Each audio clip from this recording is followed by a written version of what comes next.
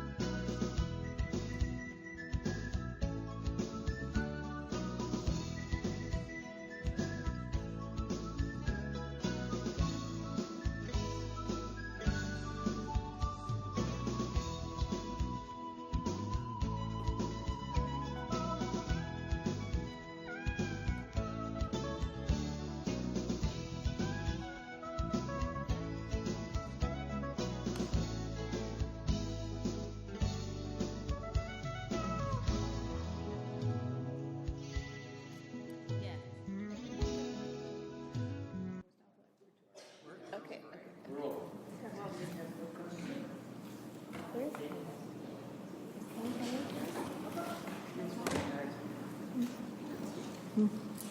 All right, I think that we will call this meeting to order. It is 6:35, and it looks like all the commissioners are present.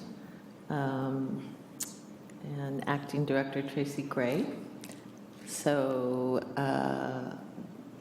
we'll start with announcements, and I just want to make an announcement, and that is that on the next month's agenda, we'll be having officer elections for the commission. So if you have an interest in being the chair or the vice chair, now is the time to think about it more thoroughly.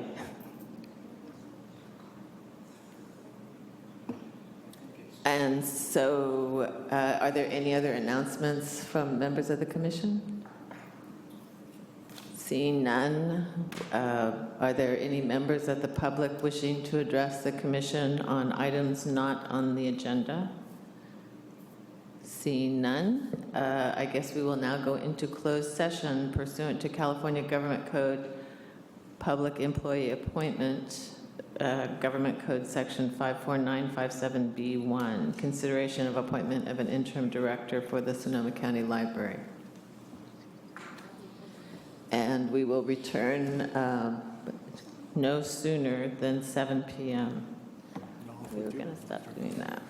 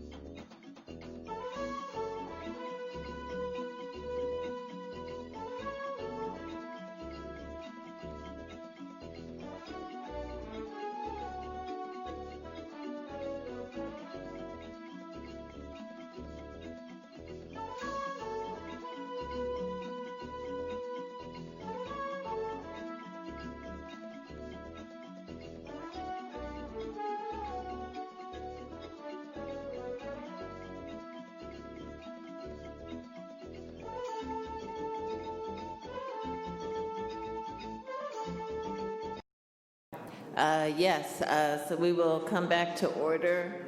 It is 7:14 p.m., and the report out from closed session is that we discussed the interim director selection process and confirmed that process, which is on the agenda for review tonight. And we received correspondence from Jason Klum, Field Representative, SEIU 1021, wherein he writes, Dear Chairman Whistler, on behalf of the SEIU 1021 Sonoma County Library Chapter, we respectfully request staff have a strong voice in the process of selecting a new library director. The library staff is committed to the success of our libraries and believes it's important to share ideas and concerns with the selection committee. During the search for a new director, we believe staff should be involved from the beginning. We seek a director who has demonstrable experience working with a unionized workforce, will be a long-term part of our community, and has significant years of public library experience. As such, we are requesting a meeting with you and members of the search committee to express our interests. We believe by working together, we can continue to provide excellent service to our communities. So this letter has been shared with the entire commission, and the search committee will be responding to it. All right. Are there any, so going to item 6, Library Advisory Boards and Friends of the Library. Are there any reports from Library Advisory Boards or Friends? And seeing none, we will move to the Commission and Liaison Reports, item number 7. Commissioner reports, starting down with Commissioner Heavenridge. Yes. Guerneville Lab had a meeting on May 10th, and we discussed a number of things. Of course, they were interested in the new director search, and we discussed that. And we also discussed the Friends meeting. All the Friends groups in the library came together on, let's see, what was it, June? It was June, May 27th, sorry. It was on May 27th on a Saturday, and a number of the commissioners were in attendance. Commissioner McKenzie, Commissioner Garcia, Whistler, Commissioner Whistler was there, and it was a very good meeting. We had a panel, Keogh was there, and we had a lot of good questions about Measure Y, and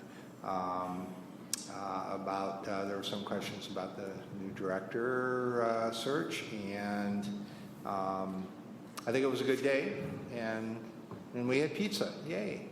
So, but that was, I think that's really good to have the Friends there and to be able to talk to them and to express as commissioners what we're trying to do on the commission and how we see Measure Y especially, and how we're going to spend the funds. So that was a really good day, and so that's about all I have to say. Thank you.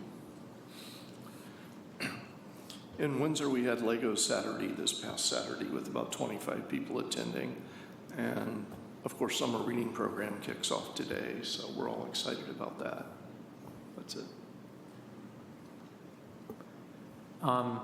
The Friends, so Healdsburg has an FFA parade and fair, and this was, I think, our 68th or 70th annual. Well, this year the Friends had a float in the parade, and it was great, and and it was exciting. On June the 12th, we're going to have Celebrate opening Mondays, and there'll be a whole host of and things that are there, from IT instruction to children's plays and performances. We're also going to have, we had our second annual in Healdsburg, our homeless art show, which was at the Paul Motter Gallery. And then we had a donor, an anonymous donor, donate $500 to fund a presentation of a 6 or 7 month presentation of homeless artwork. And that's, a lot of them are photographs. We had a lab meeting, and it was a very interesting, lively lab meeting. In attendance was, Randall was there, Sean McCaffrey, our president of the council, was there, the interim director, Tracy, was there, along with all of our lab members, and it was very interesting. That's it. No report. Thank you. May 3rd, I think that's working. Roanoke Park had a town hall meeting, and I stood up and talked about library being open on Monday and got a round of applause, and then talked about the extra events and the books and the collections and so forth, and I thanked everybody for supporting Measure Y, and I got another round of applause. So the library got the only 2 rounds of applause in the entire town hall meeting. Secondly, I attended the foundation donor event, which was down here at Central on May the 7th. It wasn't heavily attended. It was kind of a low-key event, and then there were tours of the library, but it was worthwhile coming. I'm trying to show support for the foundation also. I also attended the all-day Friends meeting that Paul talked about, and I wanted to give a shout out to Bruce Robinson, who's president of the River Friends, who put it all together. He and his group out there, they did a great job. It's very well organized. It really flowed. There was a lot of conversation. My takeaway message from that is that the Friends are really looking for some guidance on how to spend their money, and they're looking for some clarity, and they're looking for some flexibility. So I'm not sure the next step and how and what way we should get involved in that, but we do need to look at the Friends and their contributions to our system. I organized a thank you for the City Arts Committee, which for over 10 years put on photo shows and art shows every 6 months in our library. Annie Rasmussen, Margot Godolphin, and Faith Adam. I just like to read their names into the record again. They were just amazing. They did this just themselves and their families for 10 years. So I organized a reception down at City Hall, and before the City Council meeting, they had a very nice reception and chit-chat and food and so forth. And then they went into the City Council meeting and received proclamations thanking them. So that was a really neat thing to do. It was kind of a cross-city and library kind of a thing. The Friends book sale is this weekend, starting Wednesday night. There's a member night, and come on down, and if you're listening, and pay your $5, become a member, and get exclusive rights to come in on Wednesday night, and then it's Thursday, Friday, and Saturday also. Lastly, I wanted to report that I went to the Roanoke Park Memorial Day ceremony, and there was a terrific speaker whose name I did not get, and he was talking about all the ways that we can support veterans, and I went up and talked to him afterwards and asked him for some suggestions about how possibly we can work more closely with providing services for veterans. And he suggested, for one thing, the Palms Hotel, and that there's, getting some books down there to them. I think that would be something the Friends could work with, but if possible, other ways we can work with the veterans. So I just want to put that out there. Thank you. I attended the Friends meeting in Guerneville, and some of the Friends had the impression that their support, either financial or otherwise, was no longer needed. And that's not true. And Barbara and Paul told them so, but there was this impression, and also with the change of the director, they were concerned about. Moving on to something more positive would be, didn't Central Library have a float in the May parade? Didn't you win a prize? Okay, and she'll talk more about that. And then Sonoma County, the Roseland Coalition is still alive and well, and we have been approaching both Santa Rosa City Council members and supervisors regarding the financing of building a library in Roseland, and also private, such as Finley Foundation grants and things like that. Thank you. The Petaluma staff also marched in a parade, the Butter and Eggs Day parade. I don't know if they won a prize, but our branch manager did come in the running for the cow chip throwing contest. And the other thing that I wanted to mention is that the library is so wonderfully alive. For example, tonight, I couldn't go to it, but there's a meeting held in our library about the future of Petaluma in terms of land growth and use and so forth. And it's really such a delight to see that the library is filling what we'd hope would be its future of becoming a community center and involved in the world. People see the library as a place to make things happen in the community. It's quite exciting, and I know staff that it isn't accidental. So thank you. I visited 2 branches of the New Orleans, Louisiana Library. I visited 1 branch of the Santa Fe, New Mexico Library, and there is universal goodness throughout the land in libraries, and it made me very grateful for the people who work in our library and keep them open and keep them wonderful places. So thank you.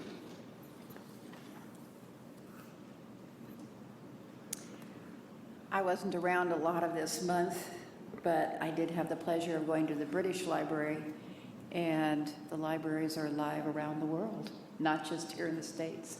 So thank you. Thank you all. It's great to hear how busy everybody is. I had a lovely time this month attending the Finding History in Sonoma County event on May 21st. This was put on by the Sonoma County Historical Records Commission along with the Sonoma County Library, and it was at the DeTurk Round Barn over, I think it's like at 8th Street. And it was lovely. They had probably at least 300 people attending the event. There were great speakers, including our own former Healdsburg librarian, Bo Simmons, and Gayla Barron kicked it off speaking. And then I didn't stay for the whole thing, but there was a great speaker, Steve Lehman, a very animated and interesting speaker. And there were so many organizations there. It was a fabulous, well worth event, and I hope that they do it annually. Another event that I attended was the Friends, the All Friends meeting up in Guerneville, as a few people have mentioned. And I want to second people's comments about what a dedicated group they are and how much they appreciate the library and how worthwhile I think it was for us to attend and show that we support them in return. And then I just wanted to do a shout out for this up and coming Public Library Foundation fundraiser featuring Frederick Bachman, who was the author who wrote A Man Called Ove.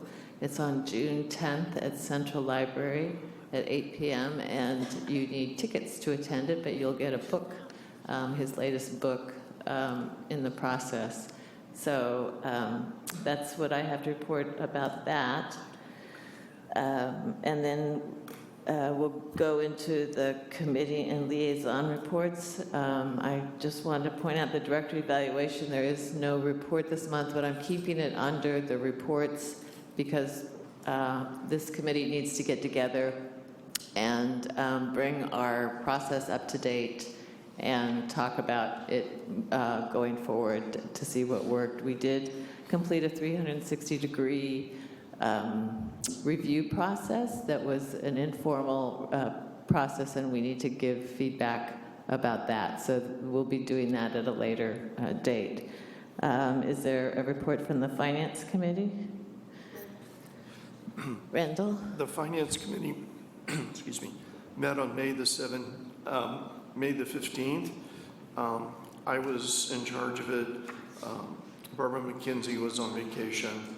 Also, there were Commission Chair Whistler, Reese Foxon, and Tom Hausner. I'm sorry. And Ken Neiman was there. Most of the stuff we discussed will be later in this meeting. So we discussed the monthly reports. We discussed the upcoming budget adjustments, which is Measure Y money that we're borrowing to spend this month. We discussed the OPED action plan, and there will be a committee report on that shortly. We discussed the fund balance policy. The current policy was agreed on the commission meeting on April the 4th, 2016, and it says that the fund balance shall be a minimum of 12.5%, but we'd like a target of 20% of the budgeted expenditures. So the budget coming up is about $30 million, so 12.5% is $3.7 million, and 20% would be $6 million. And note that the cash balance goes up and down based on when the property tax payment comes in. And the lowest point is in December, just before the December taxes come in. So that's sort of the low point. Ken presented several 10-year projections for the library, and those will be discussed later in this meeting. Okay, the next meeting is June the 19th at 3 p.m.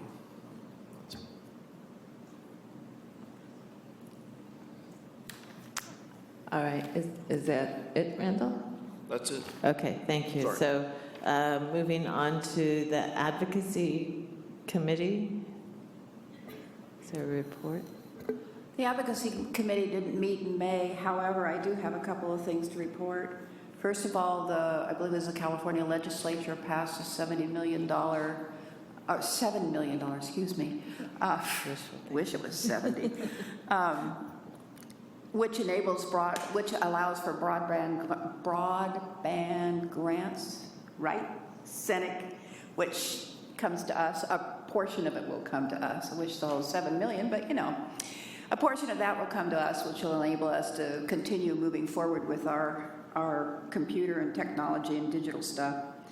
The second one is the, what do they call it? The amendment to the Constitution 3, SCA 3, has passed the House in March. The House committee, it passed the Senate committee on the 22nd of May. Both votes were straight down party lines with the Democrats in favor of it. And if you don't know what this is, it's the one that is schools at this point in time can go out for a general bond that allows for buildings, improvements on buildings, etc. And this will allow libraries to be part of that. It will allow cities and counties, or special library districts to put that bond forward to voters, and you only have to have a 55% grant, or 55% vote. And in view of some of the work that we need to do on our buildings, and in view of the fact we're trying to develop Roseland, or build Roseland, I think that hopefully will work in our favor. Right now, it's going to go on the Senate floor. And if any of you are inclined to call, go to the California Library Association and look up SCA 3, contact your senators. However, our senators for our area, one of them is the author of it and the other one's the co-author, so we don't need to have a whole lot of encouragement, but it will look good if we do call. So it will have to go onto the Senate floor, and there it has to get a 2/3 vote, which means I think like 27 of the 40 members of the Senate have to vote for it. So keep your fingers crossed, call your senators, and I guess pray or do something, whatever your conscience allows you to do. So that's all I have to say. Thank you. The Foundation Liaison Report. Mark your calendars for August 3rd, cinema and chocolate. And it's a fundraiser for the foundation. The foundation is also working with to put on the program for the author of the, for the event, I believe it's June 10th. Frederick Bachman. Huh? Frederick Yeah. Bachman, yeah. So, and some of that money comes to us in programs, such as the summer reading program, any other little foundation, important foundation grants. They were also under the impression that their money wasn't needed anymore for the library. But now I think they have a better understanding of that. And of course, the foundation then meets again on Wednesday, June 21st at 6 o'clock. And the interim director, of course, is invited to that. And it's right over here. Do you know where it is? I'll tell you, it's near Barnes & Noble. So it's very close by. And they also support the Roseland Library. Thank you. August 3rd. August 3rd. At the Rialto. A Thursday. And the Rialto Cinema donates the space and the movie and a bag of popcorn for everybody who goes. It's a complete donation. It's the popcorn. The popcorn is, the chocolate comes from someplace else. All right, thank you. So moving on to 7.2.5, Ad Hoc OPEB Retirement Review Committee. And that is coming together. We hope to set up a meeting in the middle of June for the committee members. So far, there's John Meissen, Larry Kropp, and Darren Jenkins, sorry. And then Ken Nyman, Barbara McKenzie, and myself are sitting on that committee. So, and I think there's one more who hasn't confirmed yet to be on the committee. And just a reminder that group is going to be looking at the different issues around our OPEB liability and make some recommendations to the commission on how to best handle that. As far as OPEB is concerned, we recently received a letter from the grand jury wanting to know, I'll just read it to you. It says, Dear Ms. Whistler, the 2016-17 Sonoma County Civil Grand Jury has noted in a recent Press Democrat article that the library had planned expenditures it will undertake with the funds generated from the passage of Measure Y.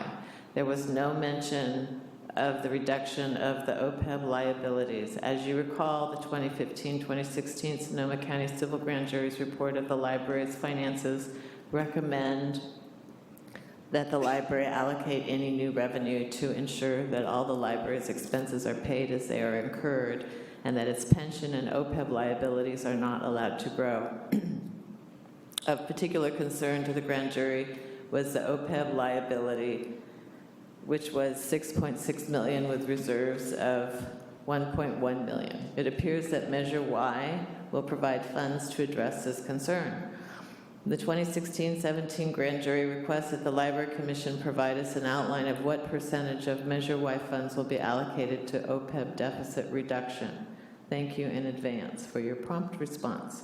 So, as you recall, we approved the budget last meeting, and so the response that Ken and I drafted reads thus.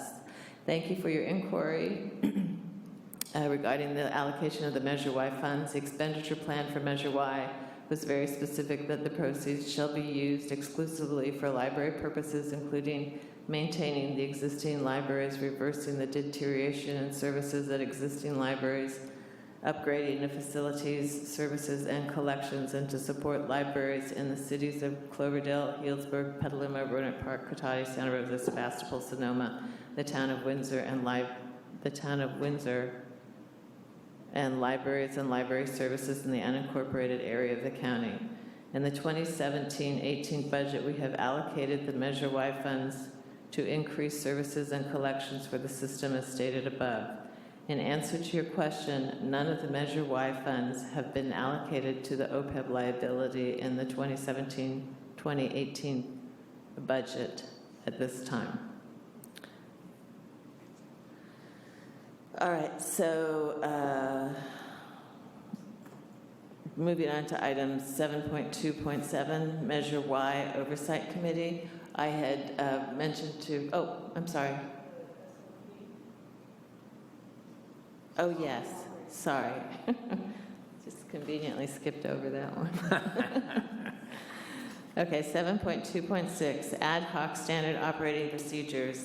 The committee is composed of Reese, Foxen, Tom Hauser, and myself, and we are busily working on our assignments, on the different items to go into the Standard Operating Procedures Manual for the Commission. And we hope to have drafts for review for the Commission later this month. We had asked for direction from commissioners as to where we were to start on that process, and I don't believe that we actually received any comment from anybody, so we just took it upon ourselves to kick off, and we had one meeting, and then we're corresponding by email, sharing what we've worked on. Okay, so moving on to 7.2.7, Measure Y Oversight Committee. Each commissioner is charged with appointing a person to this oversight committee, and I hope that everybody has been able to do that, and would ask that by the end of this week, if you would email Jane with the name and contact information for the person you have appointed, so that she can organize the first meeting. And I think Ken is going to be helping us kick that meeting off. And I believe we asked that there be one commissioner who sits as a liaison on that committee, and is there somebody who would like to volunteer to do that? I'm looking at Barbara. Is there any interest by the commissioners to sit on the committee? So we have Reese and Barbara.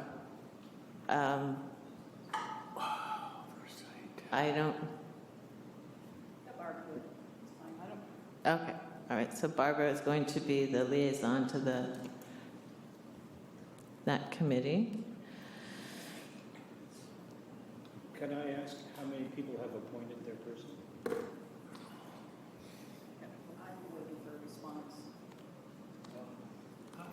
I have a question about this. Is this, we just do it privately, we don't nominate the whole board commission? I've had somebody ready for a long time. Oh, Oh, you have. That's good for you. well, we didn't talk about that process. No, I think that it can be, as long as we have information about them, and we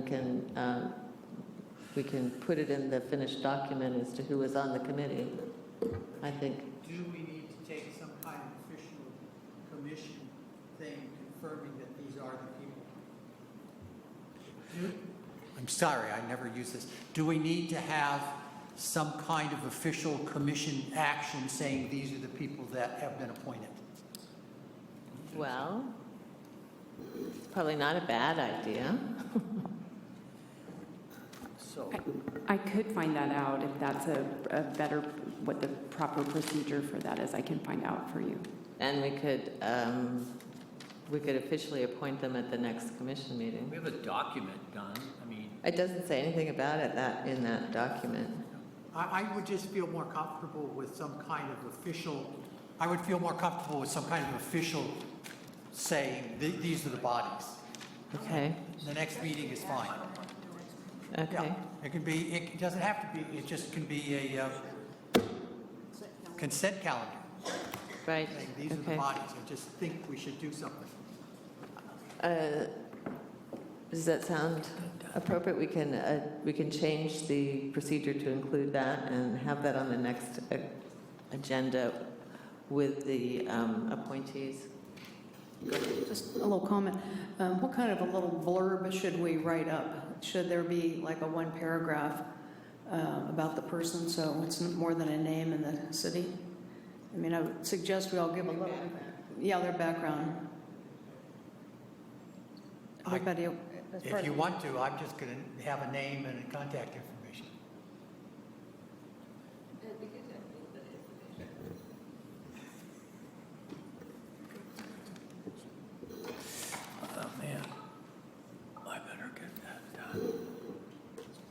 Okay. Thought I heard somebody. What, did you have a comment? No, I just thought I heard somebody murmur. I thought I did too. Oh, I'm sorry, I was moaning and my mic was on. I thought it was this number. All right, so everybody will send the name, the contact information, and a little sentence or two about their appointee to Measure Y. Next month, we will have on the consent calendar who will be on this committee and their names. And we probably should include the procedure again with this change. All right. Then the commission workshop, June 17th. June 17th, it seems like a long time ago that we set this date, but this was a date that every commissioner said they were available for a commission workshop. And what I propose that this commission workshop entails is a review of the standard operating procedures that have been drafted to date. And then to take a close review of the job description for the library director and discuss it in detail and what the commission wants in their choice of a library director. And I would like it to be a very focused meeting. I really think that we should be able to have a meeting that's 3 hours or less to cover these items if we stay on task. I don't have a facilitator at this point, but think that the standard operating procedures group could divide up the topics, and with the help of commissioners. There may be some commissioners who want to take on a particular topic, and we can discuss that. To get that done, I think that it's hugely important for us to complete the standard operating procedures. That seems to be a huge hurdle that continues to come up as we try to do our work. And so I think it's very important to get it as complete as possible, as soon as possible. Are there comments? Okay, I see hands. Would the Paul? standard operating procedures, would that also include a commission manual? Yes. Okay, because I think that, in my mind, that's number one importance. Yes, absolutely. And I think if we're going to, during our workshop, I would suggest that that's what we focus on. On the commission manual. And including the standing operating procedures okay. and everything. But I think that's something that we need, and along with new commissioner training, I know there's a few that have joined us that haven't had a training yet, so I think that's really important. So. Just one. Okay, Barbara? I would like to have a session on setting commission priorities. I would like that part of the agenda, please.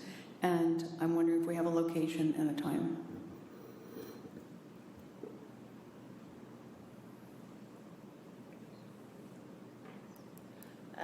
Well, 10 o'clock is a good start time for us. And I don't know if on June 17th, I haven't talked with Jane. I can look for a different location, but if we could meet in the forum room, I don't know if it's occupied that day. You're going to check right now, Vicki? Thank you. Be surprised if it isn't.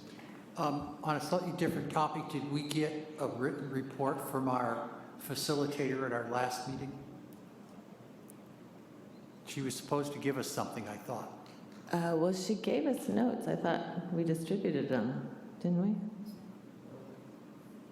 That was a couple of months ago. I don't remember getting anything. April? But I'm not perfect. They were a little sketchy, but So was me.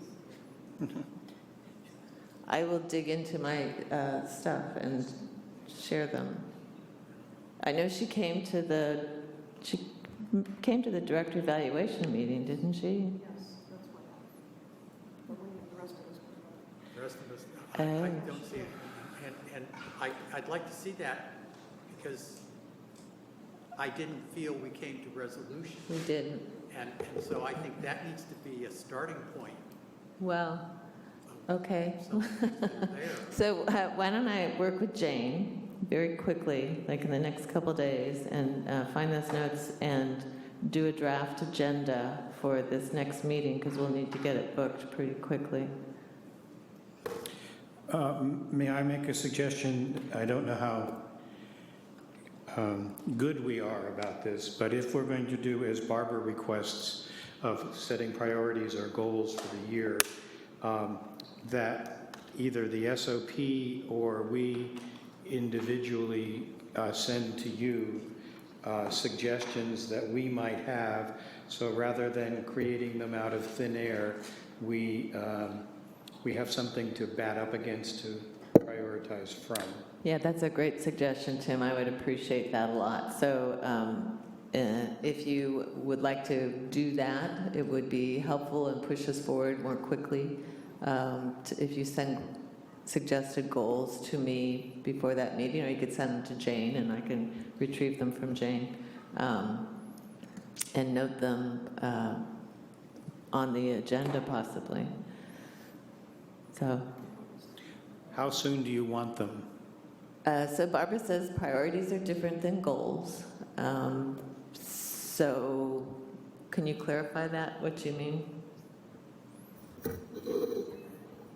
Yes.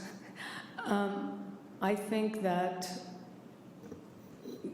just when we're looking at the budget, we didn't have any priorities. Where our priority is to be open more hours, where our priority is to, add 5 times more programs. I mean, what were our priorities for the library?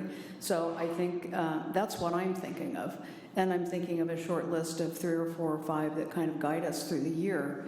And, that was, we don't have any shape to kind of where we're going.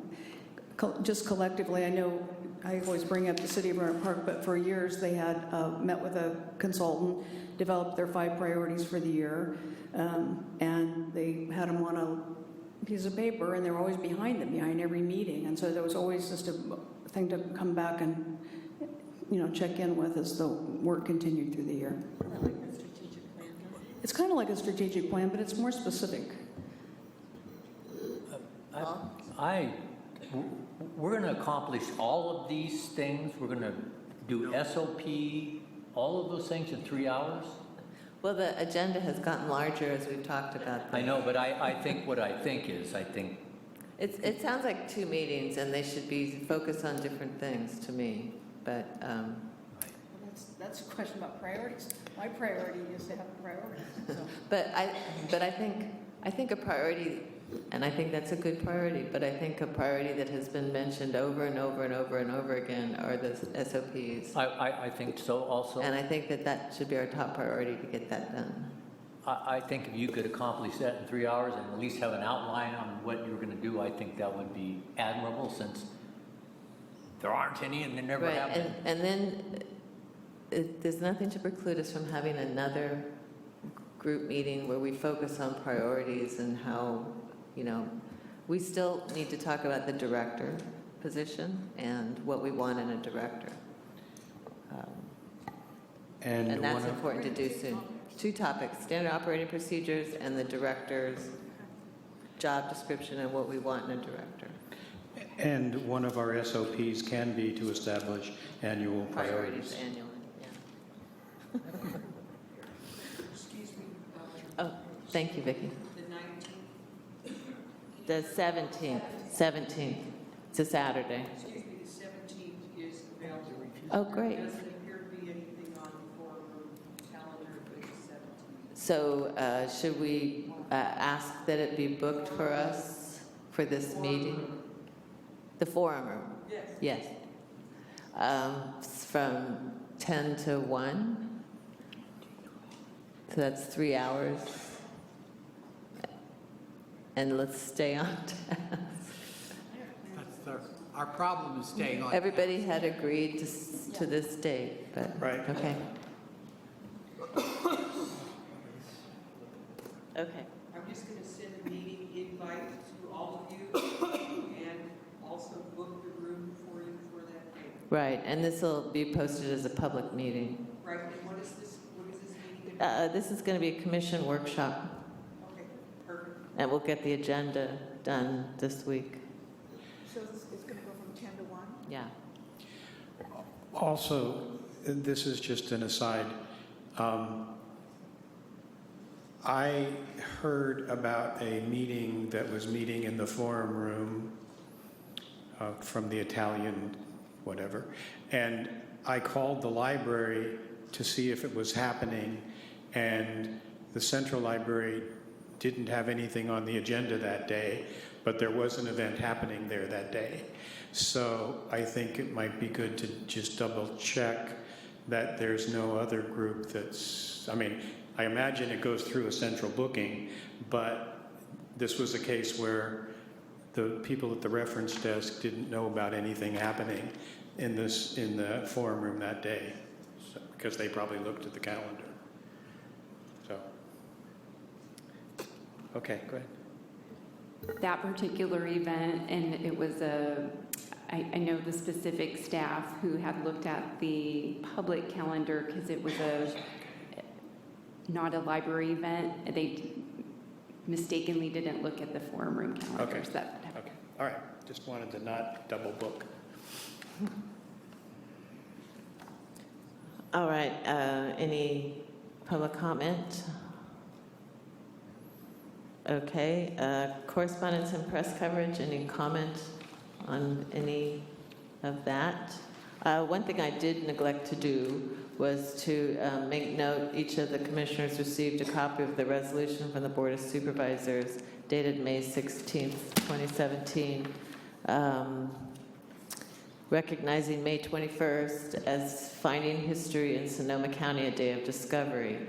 And would somebody like to read this out loud to the public? I don't know that everybody has seen it.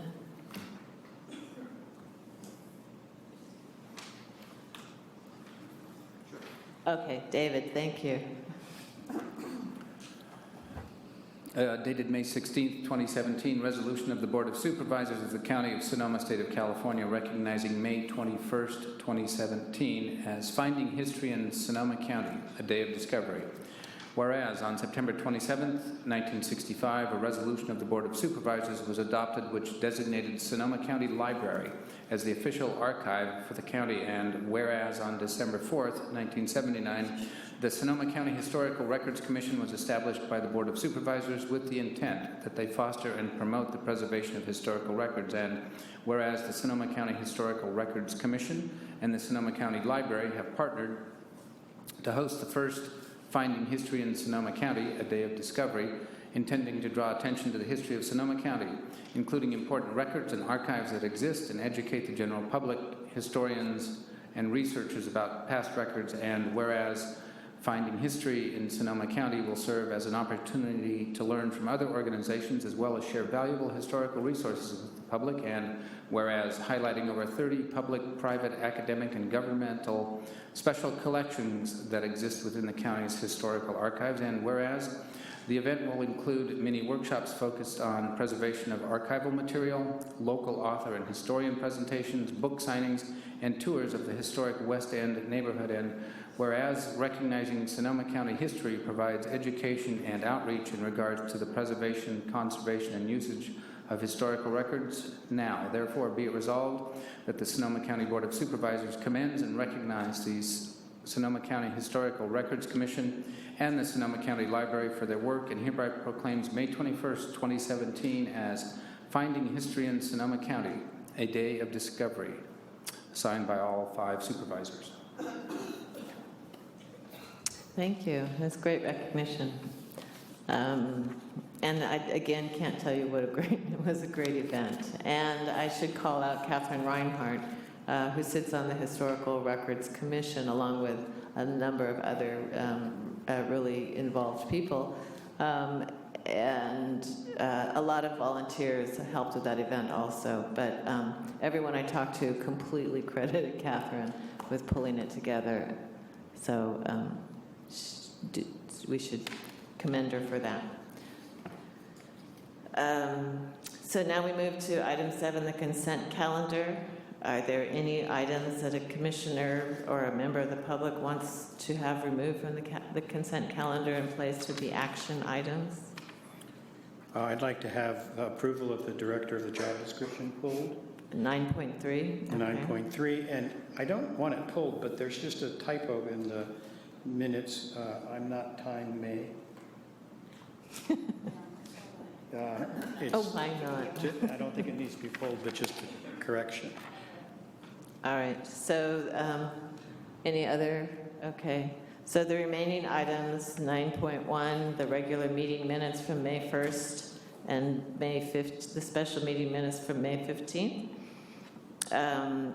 And the 9.2 salary schedule for employees, which includes represented and non-represented employees, and the legal services contract, 9.4, seeing no objection to, oh wait, I'm sorry, somebody's waving me down. Okay, sorry, I didn't see you. On the salary schedule thing, is there a difference between the purple and the white? What does the purple indicate?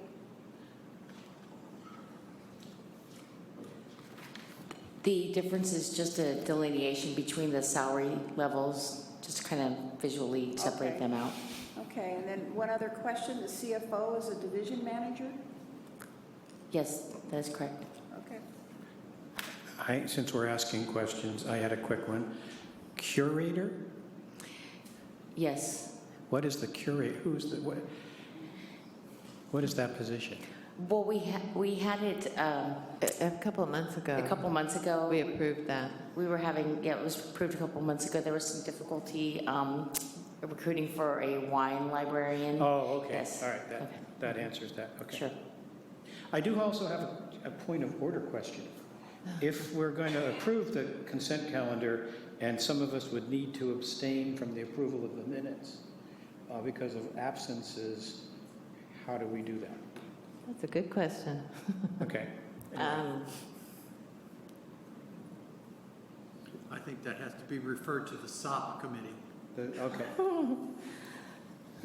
So in the meantime, how do we do that? If you're not, if you weren't present at a meeting, then you just abstain from approving the minutes. But nobody votes on the consent calendars, they're just, unless somebody objects, they're approved.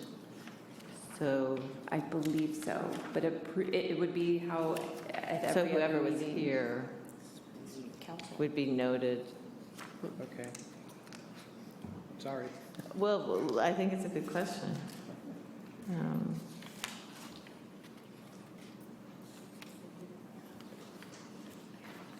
I believe this is why the minutes aren't on the consent calendar usually. Well, they often are in many organizations, so. I'm sorry. Question. I just would, since we're asking legal questions, I would still like the legal question asked whether we should take a vote on consent items, because I still feel like we should, and we don't, because we decided we didn't need to. But if someone, including the acting director, is checking on legal issues, I'd like that to be checked on. Thank you. So I think different organizations do it different ways. I see someone from the audience who'd like to comment. Don Schwartz, Assistant City Manager with Rohnert Park, done many consent calendars, et cetera. So the procedure, as I understand it, when you approve it, you're saying you approve it is the same thing as voting for it. So for Commissioner May's option, he has the option to say approve the consent calendar, but abstaining on item 9.1 would be one way to do it. Okay. Or you can take each matter individually if you'd like, but that's standard procedure. Okay. Right, it's a consent calendar. So it sounds like a job for standard operating procedure, man. So we will check that out and come up with a definitive answer that we can talk about on June 17th. Okay, so all but item 9.3 is approved by the commission, except for the people who are absent for the minutes for the meeting.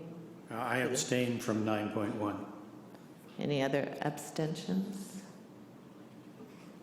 I abstain from The meeting on May 15th. I better abstain from the meeting on May 15th also. That's the one I'm abstaining from. And where you gone to, Paul? I was You there gone? on May 15th, Oh, yeah, you were there, okay.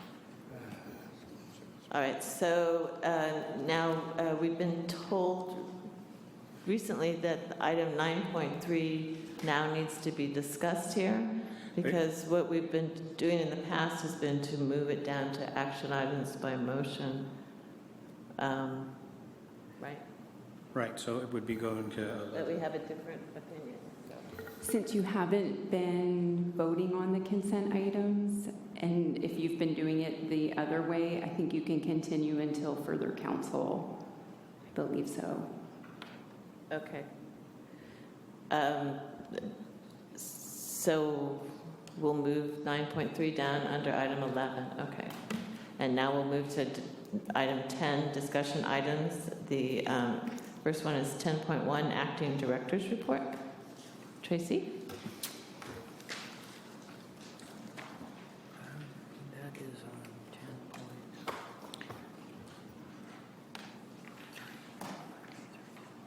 Here it is. So, in addition to the written report, I just wanted to add a few things. I've been visiting the last 2 weeks several of the labs in the Friends, Healdsburg Wine Library, Friends, Healdsburg Friends. This week I'll be going to Windsor and Sonoma, attending the lab meetings and the Friends meeting. I've been meeting with all the division managers, getting up to speed on what's been happening in their divisions. The division managers have been great giving me all the information. We have a lot going on in the library. To touch upon the Rose Parade, I do want to give a shout out to Carrie Bailey from IT and Catherine Greco, our graphic designer, who did volunteer their time to work on the float. I know Jaylene worked on decorating, several other staff worked on decorating and walked in the parade. Angelina, we had 2 librarians, Kim and Steve from Central. We had a Friends volunteer walk, and yes, we did win an award in the first place in the nonprofit. So that was exciting. And then the Friends had a booth at the after party in the new square of Santa Rosa that finally finished, so that was exciting. And then I've been attending online meetings with some of the regional the regional library groups, and we'll be attending those in the next few weeks, representing the library and continuing those relationships. And then lastly, I did want to introduce Dave Tesheva, if he could come down, our new facility manager. He's been with the library for a long time, but I did want him to introduce himself to you all. Oh, yeah. I know you. Hi, my name is Dave Tesheva. Thank you. I haven't been to a commission meeting since they moved here, so I've been with the library for 10 years. I'm looking forward to all the many projects we have in front of us. I have a well-established relationship with all the locations that we have and areas we serve. So this is very much different than I was used to in our forum room at Central. Very more formal here. So, anybody have any questions? I just want to say thank you for applying for this position, and welcome and congratulations. It's great to have you as the facilities manager. Thank you. I have that to say also. Same thing. You know, welcome, and we're happy to have you. I'm glad we were able to do it internally. I think that's great. Excellent. I look forward to serving. Thanks. Thanks, Dave.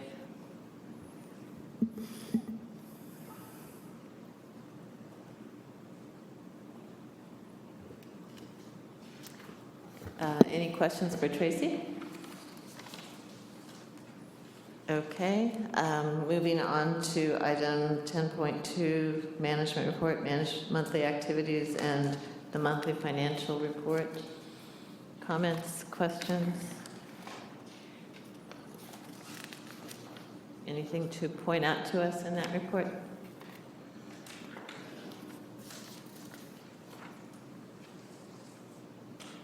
A couple things. Starts on page 38.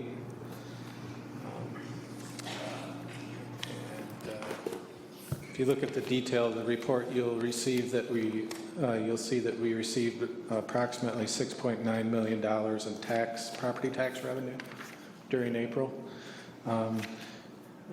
There was a couple things, large payments, the PG&E and Dell computers that we're buying, that were purchased for the laptop computer labs. And then I just wanted to point out one other thing.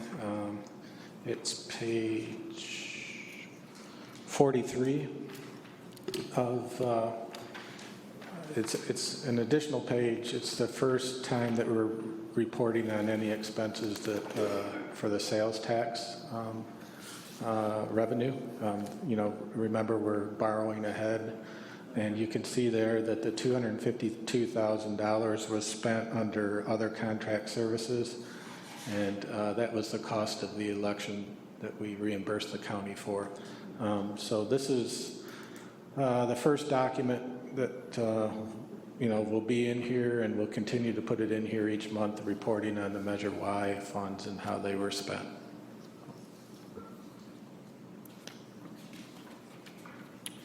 Comments or questions?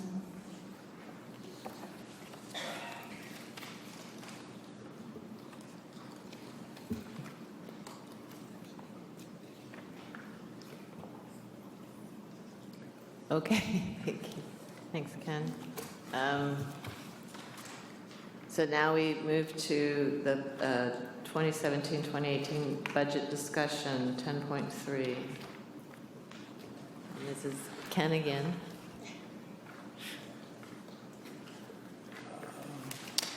Yeah, the commission passed the 17-18 budget at the May meeting, and during that meeting it was a couple things that they were subject to, just discussing the projections for 10 years out, or we thought 5 or 10 years out. I provided 10 years. And then the position descriptions for the new positions that were also in the budget. So I'll discuss the projections, and if you have any questions about the positions, Suzanne will probably come up and talk to you about those. Page 45, given a few time restrictions with the the Finance Committee and the deadline for the budget packet, I included very brief 10-year projections of just the property tax. One of it's my understanding, as we talked about before with the grand jury, that the OPEB could not be funded by Measure Y funds. So just to point this out, I just used the property tax, and the first one on page, I guess it would be page 46, shows at that time what the property tax budget would look like as putting $150,000 a year deposited into the OPEB trust. And then page 47 shows if we contributed the whole ARC cost, or the annual required actuarial, sorry, I'm fumbling on words here, but if we deposited that whole amount, that the actuarial study shows up each year.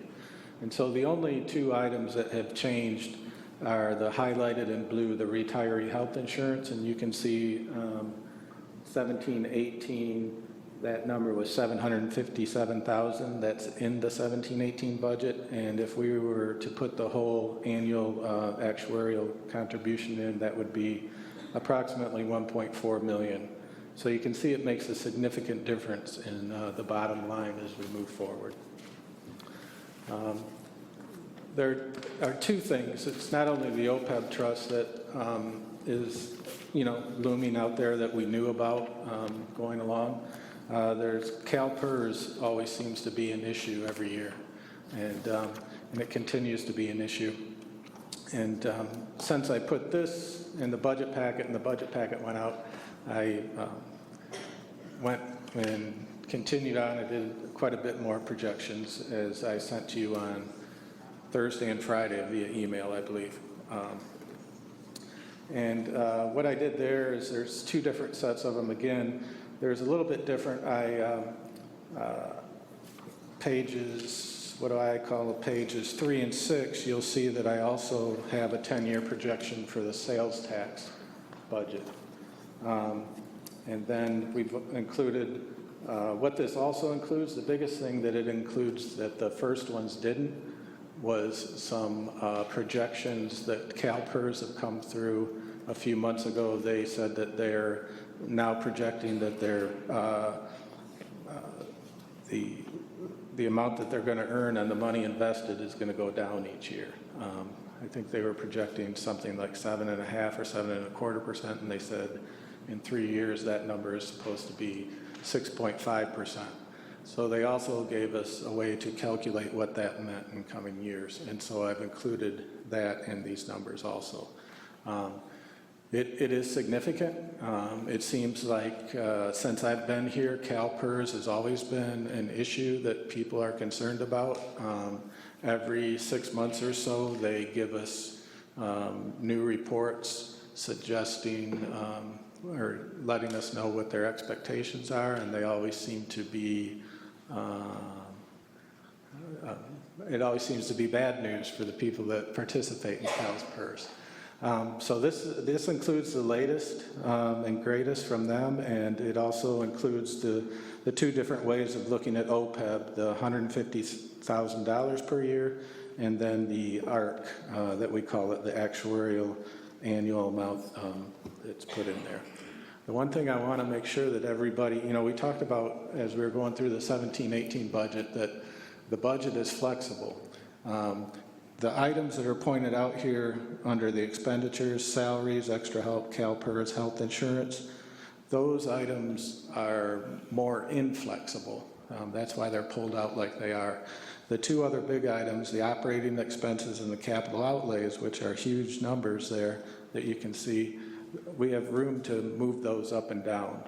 So these numbers include the materials budget going up each year. They include, obviously, some refreshes, and as we move forward and look at the budget each year, we'll be looking at the trade-offs like we do every year. So help me to understand. I'm looking at your new page 5 that you sent out, and it says we're in the hole $633,000. What you're saying is that we could move expenditures around so that we're not in the hole? Sure. Yes. And have you told us all along that even with my money we could be in the hole? I have not said that, no. Okay, all right. So, and did you respond to Councilman Jack Tibbetts on this information? I have not done that yet, no. You've not done anything, all right. What do we do then about, here we are at the 17-18 budget, and we're in the hole 633. What we have to do is look at other expenditures so that we're not in the hole? If the decision was made to pay the whole annual contribution for the OPEB, then yes, there would have to be some movement in the budget in other places. Okay, so it would have been helpful to have this information at the budget workshop. So thank you. Yep. Clarifying questions here. You're estimating for 17-18 that would be $633,000 on your initial thing if we paid the full OPEB cost for the year. But don't we also have a deficiency from past years that we owe, that actuarially we're supposed to make up or something? Yeah, if we pay the annual actuarial contribution, then our liability, which was stated before, about $6.6 million is on our books. That would not go up, but it wouldn't go away. Yes. So, I want to just clarify this. This 10-year thing, for every year that goes by, would be adding that deficit amount to that $6 million if we just keep with the 150. So it's a growing problem, getting bigger and it's not being improved upon at all. Correct. And so at the end of 10 years, it would be 12 million or something like that. Yes. How much of this is OPEB and how much of it is CalPERS? And we've been aware of OPEB for, I don't know, as long as I've been alive. And what I'm wondering is we've been trying to figure out how to meet the OPEB obligation. The bottom line, as I understand it, is we are currently able to meet our OPEB annual expenditure. This is the auditing issue about what the large thing. So in terms of OPEB, if we were to find a way to contribute more to the trust fund than 150,000, would that make this number lower? In other words, if we were to do something like look at the fund balance and make a huge, or a significant contribution from the fund balance into the OPEB trust, would that be one way that we could take care of the OPEB? Yeah, as that would roll through and accumulate in the trust and earn money, then the actuarial annual contribution would go down. Yes. Okay. Now, what are suggestions or possibilities to deal with CalPERS? It's a big gorilla in the room and in the state, and as we've dealt with them before, we've rolled them into the budget. I don't. Once you're in CalPERS, I'm not aware of much you can do at all unless you change up what you offer to your employees as a pension. Say, instead of going on CalPERS, any new employees would go on a defined contribution plan or something like that. But that would take years to roll through also. And I just want to be clear in my understanding, and I want to check it with your understanding. Essentially, even though we do have Measure Y funds, our promise to the public in the Measure Y ballot was that these funds would be used for specific purposes, and retirement issues is not one of the purposes that we told the public. So these particular obligations are needing to be taken care of in terms of our property tax, not in terms of Measure Y. That's my understanding of Measure Y also, and how we took it out and put it on the ballot, yes. But the new hires, their OPEB and PERS can come out of Y. Correct. Thank you. But the new hires have the minimal retirement retirement benefits. Correct. Right, but at some point, could you give us an estimate or a figure on what that would mean if we were to do that? How much money that would amount to? What would amount to? If we used Measure Y money to cover the new hires, OPEB and PERS issues? That's in these numbers. Which one? If you look at the property tax projections. Which page is that in? Page 2 and page, or no, I'm sorry. It's page 3 and page 6, but they're basically the same. So either one you look at. You'll see there that there is some CalPERS in there, and that there are also some retiree health insurance in there. Okay. Well, that's, that's not small. So, can I ask? Am I looking at this right? Do you have it in front of you? Mm-hmm. So in the first estimated 2017-2018 for CalPERS, It's 536. 536. Mm-hmm. So we are spending that now out of Measure Y funds. Yeah, that's for the employees that were hired Right. as a indirect because of Measure Y funds. So does that mean we're staying on top of their OPEB and Yeah. payments? Yes. I think that was a question I've had is, Well, the OPEB payments for people that are currently hired are much different. First of all, they have to vest. It takes them 15 years. Secondly, I think it's only for the employee themselves, not for any family members. right. Thirdly, it's only until they're Medicare eligible, and then they drop off. And so those changes were made A couple of years ago. prior to my coming here in that MOU that was done in 2013 13. or somewhere around there. Yeah. Yeah. So it's not like we're not using Measure Y funds for those. Yes, but we aren't using it for the past. People. Right. Right. The Okay. 6 mil. I guess I hadn't understood that we were using any of it, so thank you. Mm-hmm. I have another question. Okay. Something different.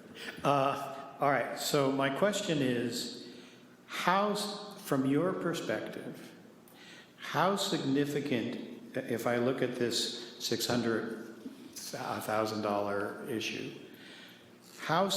is it significant enough from your perspective as our CFO that we need to re-look at, or you would recommend that we would look at the current budget and make changes?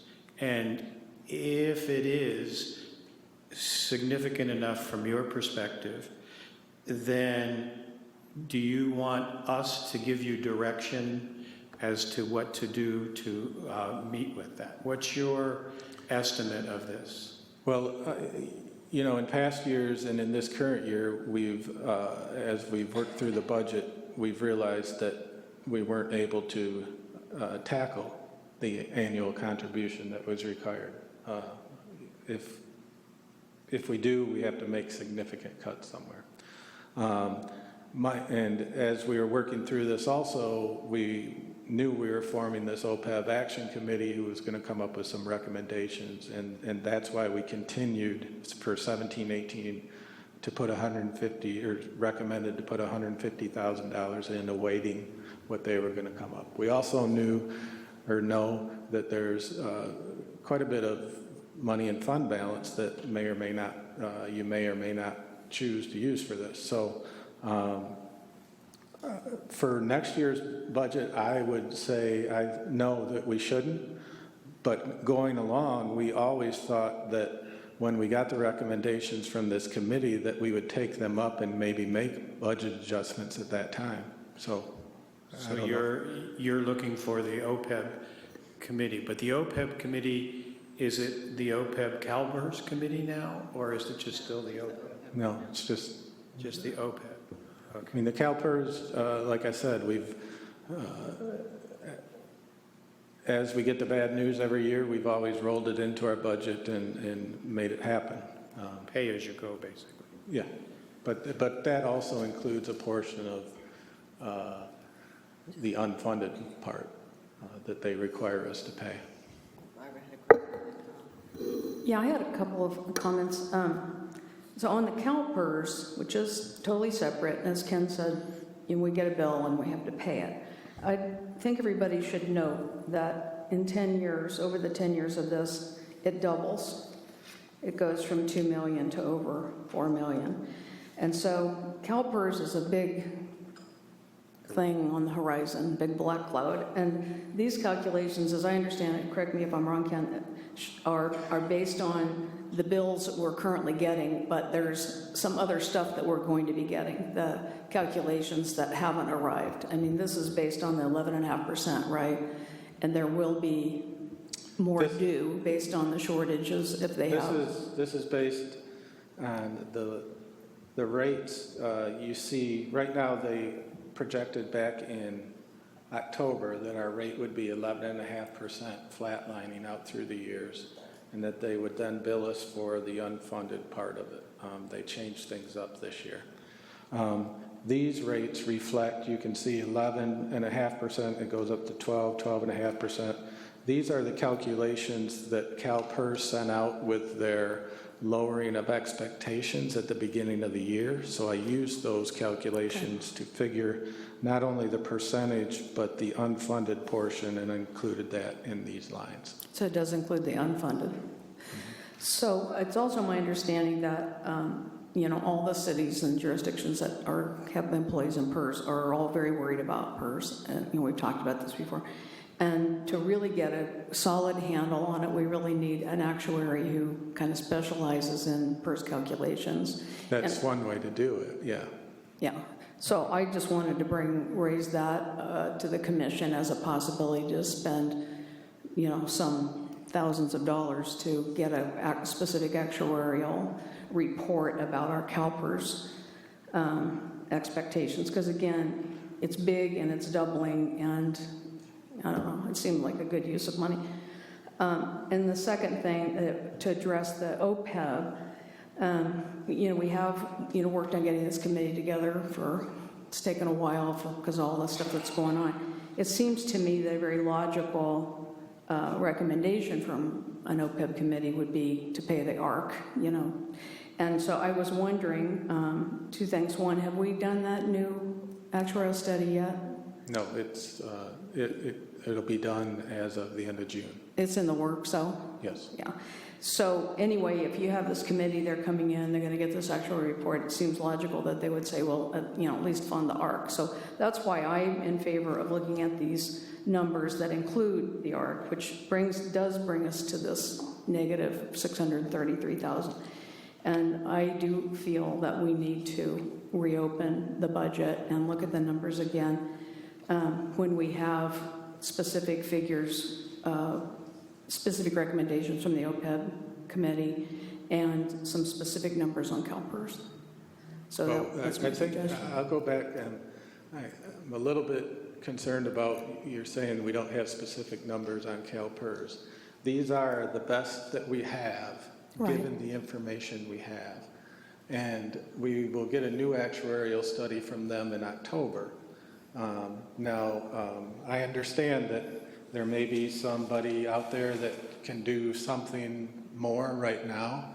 And if we choose to go that way, we can. At the same time, they seem to switch gears and change things at least as frequently as every 6 months, and sometimes more frequently than that. So you just have to weigh that out.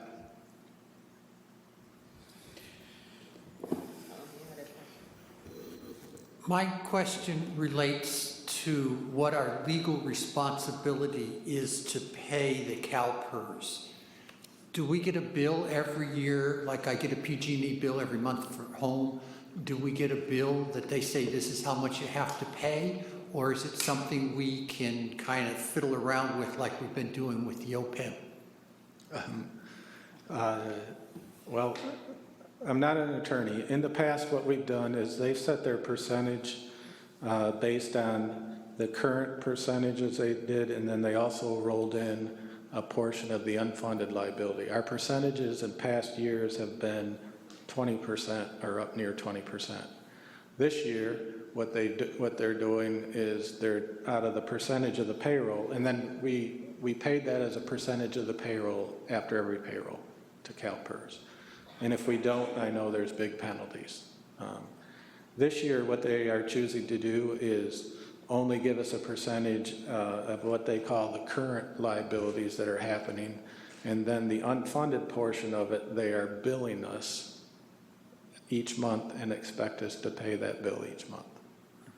Okay. But I don't know the legal ramifications. You used the word, let me ask this question. You used the word, there are big penalties. I'm assuming CalPER would be saying, okay, well, you didn't pay this, so now you have a 20% penalty, and so it's 120% of what they said you had to pay. In terms of our contract with our employees, do we have a contract that says we have to make sure we pay the CalPERS bills that they give us? I'm assuming. No, I don't think it's specific in there. There are a couple portions of the CalPERS. You know, we do deduct out of. I mean, the employees also contribute, And so when we deduct stuff out of their payroll, we're obligated to pay that to whoever we deduct it out for. So there's that part of it. I don't know. I suspect there's all kinds of legal things with CalPERS, and if we don't do it, but I don't know the details Well, of that. with Social Security, as a private employer, you pay half of the Social Security, the employer pays it, and half the employee pays it. And I think that's more or less what you're describing, and I think probably what we need to do is find out exactly what that liability is, because there doesn't seem to be the OPEB liability. It's just we've got this promise to our retirees, but there's some kind of current liability that CalPERS is going to charge us, and I suspect that maybe we have a requirement through our union contract that we pay that. Yeah. Well, you probably have a requirement through our contract with CalPERS, too. Right. But I have heard, I remember hearing a story of some entity that stopped paying their CalPERS, and it was, as I recall, I don't recall all the details, but it was kind of ugly. Well, that's why I'm saying I want us to understand how ugly and what ugly is, because I think that's probably a liability that we're stuck with and we can't fiddle with. Well, but OPEB is too. It's a commitment that we have contracted with our employees, and it sits on our books. I mean, it's somewhat of a fiction, because it would have to have everybody retire tomorrow for us to owe what we owe, or for us to go out of business, correct? Or close down the library, then we need to pay off everything that's owed. But it's good to keep up with it, because it can affect your credit rating, right, and your standing. Sure. If, it's like any business, if your liabilities go up and you need to borrow money, banks or whoever won't loan you money, or they'll charge you a much higher interest rate if your liabilities are high. Fortunately, we've never had to borrow money at the library, but that is true, yes. Yeah, and it's significant enough that the grand jury made a whole report on it. So, anyway. I don't exactly know how to phrase what I want to ask, but I'll struggle through. Okay. All right. This is a problem that all the municipalities are facing. This is a problem that Mr. Schwartz and my city manager has addressed me about.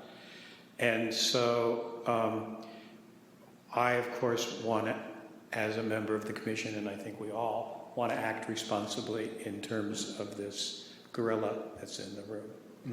Mm-hmm. And so what I'm wondering is what direction we can get from you or anybody else about how you recommend that, we've got this year's budget to maybe change, but how you recommend we proceed going forward to meet these obligations in a responsible, fiscally responsible way.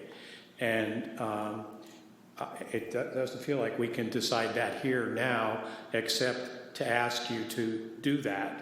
Okay. Is that appropriate? Do you understand what I'm saying? Yeah, I do, and I think you've also said it before, that it's a problem that has been hanging around our necks, the library's necks, and other people's necks. And right now, there's no silver bullet out there, and I certainly don't have it. The way to pay the ARC each year would be to cut other places. If we want to put more there, we have to get it from someplace. And I think we've talked about it at each budget cycle, and we've continued where we're at right now. I mean, if you ask me right now, yeah, we should pay attention to it in the future. But I also think it's a bigger thing. It's always something you balance when you do your budget, whether it's the library, city, or you're at home. You have these things, and there's payoffs because the pot of money is only so big. And it is something that we have to look into every year. The difference, though, is that the cities have gotten actuarial information, very, very specific, even more than the what you have presented. For what? For PERS and OPEB. No, They haven't? The cities have? They got an actuarial for the PERS stuff. They have, or some of them have, I guess. So I've Yeah, been some told. cities, Santa But the Rosa's done it. OPEB, we get every 2 years as required by law, and we use that for OPEB. But I'd like to say also what's really different about this is we have, every budget cycle talked about the OPEB problem. What's really different about this is that suddenly our budget is jumping from 18 million to 30 million. And with that huge increase of income to end up in the red is, I guess, what really bothers me. And, you know, that's why I think, you know, the decisions were involved in that huge big jump of, you know, where savings could be made in terms of, you know, reassessing the new positions, reassessing the collections, the expenditures. I mean, you know, we need some help from staff to look at how we could come down to zero instead of minus 633,000. That's my feeling. Well, and staff can certainly do that, and we were never directed to do that before. Because if you direct us in future budgets to make it come to zero and pay the annual ARC, then we'll do it. There'll be some pain. You have to understand that. But we were never directed to do that, and we talked about the OPEB quite a bit, you know, all the time here. So. Well, again, it was a different world when we were on the survival budget that we were on before. I mean, now we're in a different world. I mean, that's just how I see it. But we also formulated the budget with the Measure Y budget as we saw the expenditure plan. So there again, we took the direction of the strategic plan and the expenditure plan of Measure Y, and that's how we formulated the 17-18 budget. So it makes sense to me for the sales tax money, although I could still maybe argue to have some reserves in that. But if to cover this, then the shortfall would need to come out of the property tax money. I mean, that's how I see it. Well, again, if the commission as a whole directs us to do that, it will be done. I'd like to just say we have not given direction to staff to bring that to zero. If we feel we need to give direction to staff, we need to make that decision. Hopefully within 6 months or something, we're going to have this report from our committee, the OPEB committee, and we can then get down and say, okay, show us how it's going to hurt, where it's going to hurt, and what the options are, and we can look at it. And I want to be positive about this, because I think this is the reason we have to tell the foundation and all of the friends groups that they better raise a lot more money. I mean, this is a real good reason, something to tell them, because we've got to let people understand we have this financial liability that's staring us in the face, and so everything isn't wonderful. We've got to get over our drug high from Y. Drug Y high.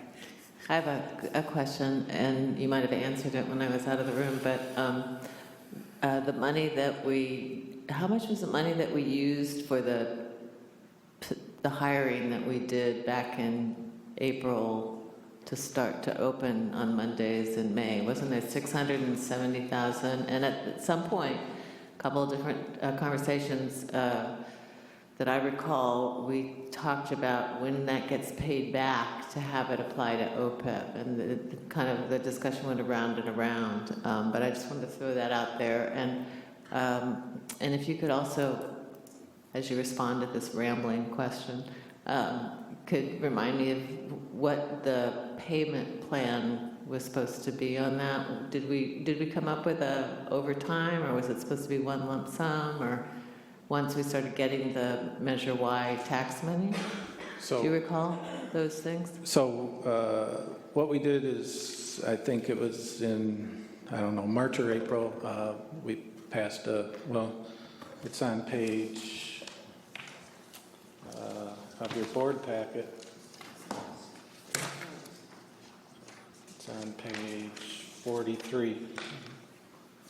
$672,000. You'll see that the budget there is for the sales tax fund where we were borrowing money ahead. Now, depending on timing of things, you know, purchase of vehicles and things like that, it may not all get spent. But anyway, whatever we do spend during April, May, and June of this year of the sales tax funds will be recorded here, and that amount will be paid back to the general fund in 17-18 because that's part of the Measure Y budget in 17-18. Right, and so maybe members of the Finance Committee recall at some point we talked about taking that money when it was paid back and applying it to OPEB this year? Recollections? Yes, I remember that. Just throwing it out there. Well, I mean, yeah, it's...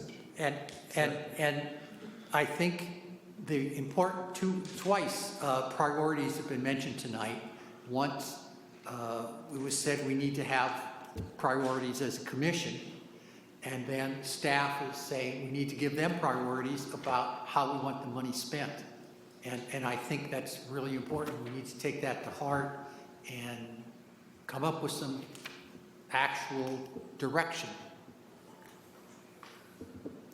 And it seems to me that the logical place to put this on is waiting for the report from the OPEB committee, at which time we may need to make budget adjustments, right?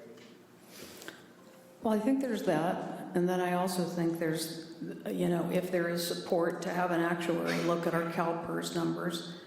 And I also think that, you know, we need to reassess, think about all the new hires that we're talking about. All the what? The new hires, the new positions. Now, I know we passed them in the budget, but we weren't looking at a $633,000 deficit either. We can't take any action tonight. This is just discussion. So I think, you know, some of the job descriptions are in the commission packet, and if you want to discuss those, you know, that's also on this portion of the agenda. Now, I'll make a pitch for the positions just because. You're on. You know, as before and as we've said during the budget process and budget workshop, that you know, the library is growing. We're providing a lot more services, and quite a few of these positions are not only to provide more services to the public, but also the infrastructure. And you know, if some of these positions aren't filled, the majority of them, we looked at it very hard. It could implode on us, and that's going to be the end of my pitch right there. So. I have a question, though. The positions are mostly funded through Y. Yes, all the new positions are funded through Y. And so if we were to look at them and eliminate them, we're eliminating them from Y funds, not property tax funds. Okay. And these two issues need to live on the property tax funds. That's right. Am I right? Yeah, okay. Any more questions about the projections? Just a comment, that's a legal question. We have to get legal is going to come back to us on that, if we can use Y for anything else. It may be that we need legal, but I'm thinking of it more in terms of how we presented ourselves to the public and our obligation to the public to spend the funds as we said we were going to spend them when we presented our program. That's right. And you know, I see public agencies over and over and over get the riff for going, oh yeah, we're going to raise the money for the roads, and then you guys are going to spend it somewhere else. We don't want to play that ball game. Especially since we're going to need to go back to the public in 10 years, and we need to be legitimately spending the money as we said we were. Well, then I would ask given the fact that our budget has gone from $18 million to $30 million, and we have a $633,000 hole for this year, does everybody feel okay about that? No. No. So we need to decide what to do about that. Right, I think in 10 years, if we're deeper in the hole, the public is going to think that we don't handle money very well. Well, but the fact is that $666 is OPEB, right? It's OPEB, it's not CalPERS at all. So essentially, one of the alternate, well, I've heard now two, if I think correctly. He's giving up. We wore them out. We wore him out. If I understand it, we've heard two proposals about meeting that fund now, both of which should be addressed by the OPEB committee. One of them is that we don't return the money that we said we would to the budget for the $600,000. That's one proposal that's been proposed. Another that perhaps I keep going back to is we do have a fairly large fund balance, and that fund balances are for one-time expenses, but we could, perhaps the OPEB committee could look at whether we can use that fund balance to meet this obligation and to increase our contribution to the OPEB trust, so that this money, so that we're thinking ahead to the future. Like, for example, going from 150 to 2.25 or something like that. Or, I mean, what is our fund balance at this point? The whole fund balance is approximately 13 million, but I think about 5 or 6 million of that, right around that number is unrestricted and unrestricted. Right. So we could theoretically put $1 million into that OPEB fund. I mean, we could build that fund so we're not confronted with this issue every year. If we directed them to, we sure could. And so, but I want to wait till the OPEB committee looks at that in depth and comes to us with a recommendation. All right, I'd like to suggest that we're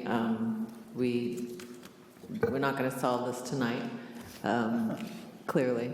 So, and I know everybody's having fun talking about it, but that we hold these thoughts and that we get this OPEB committee rolling as soon as possible.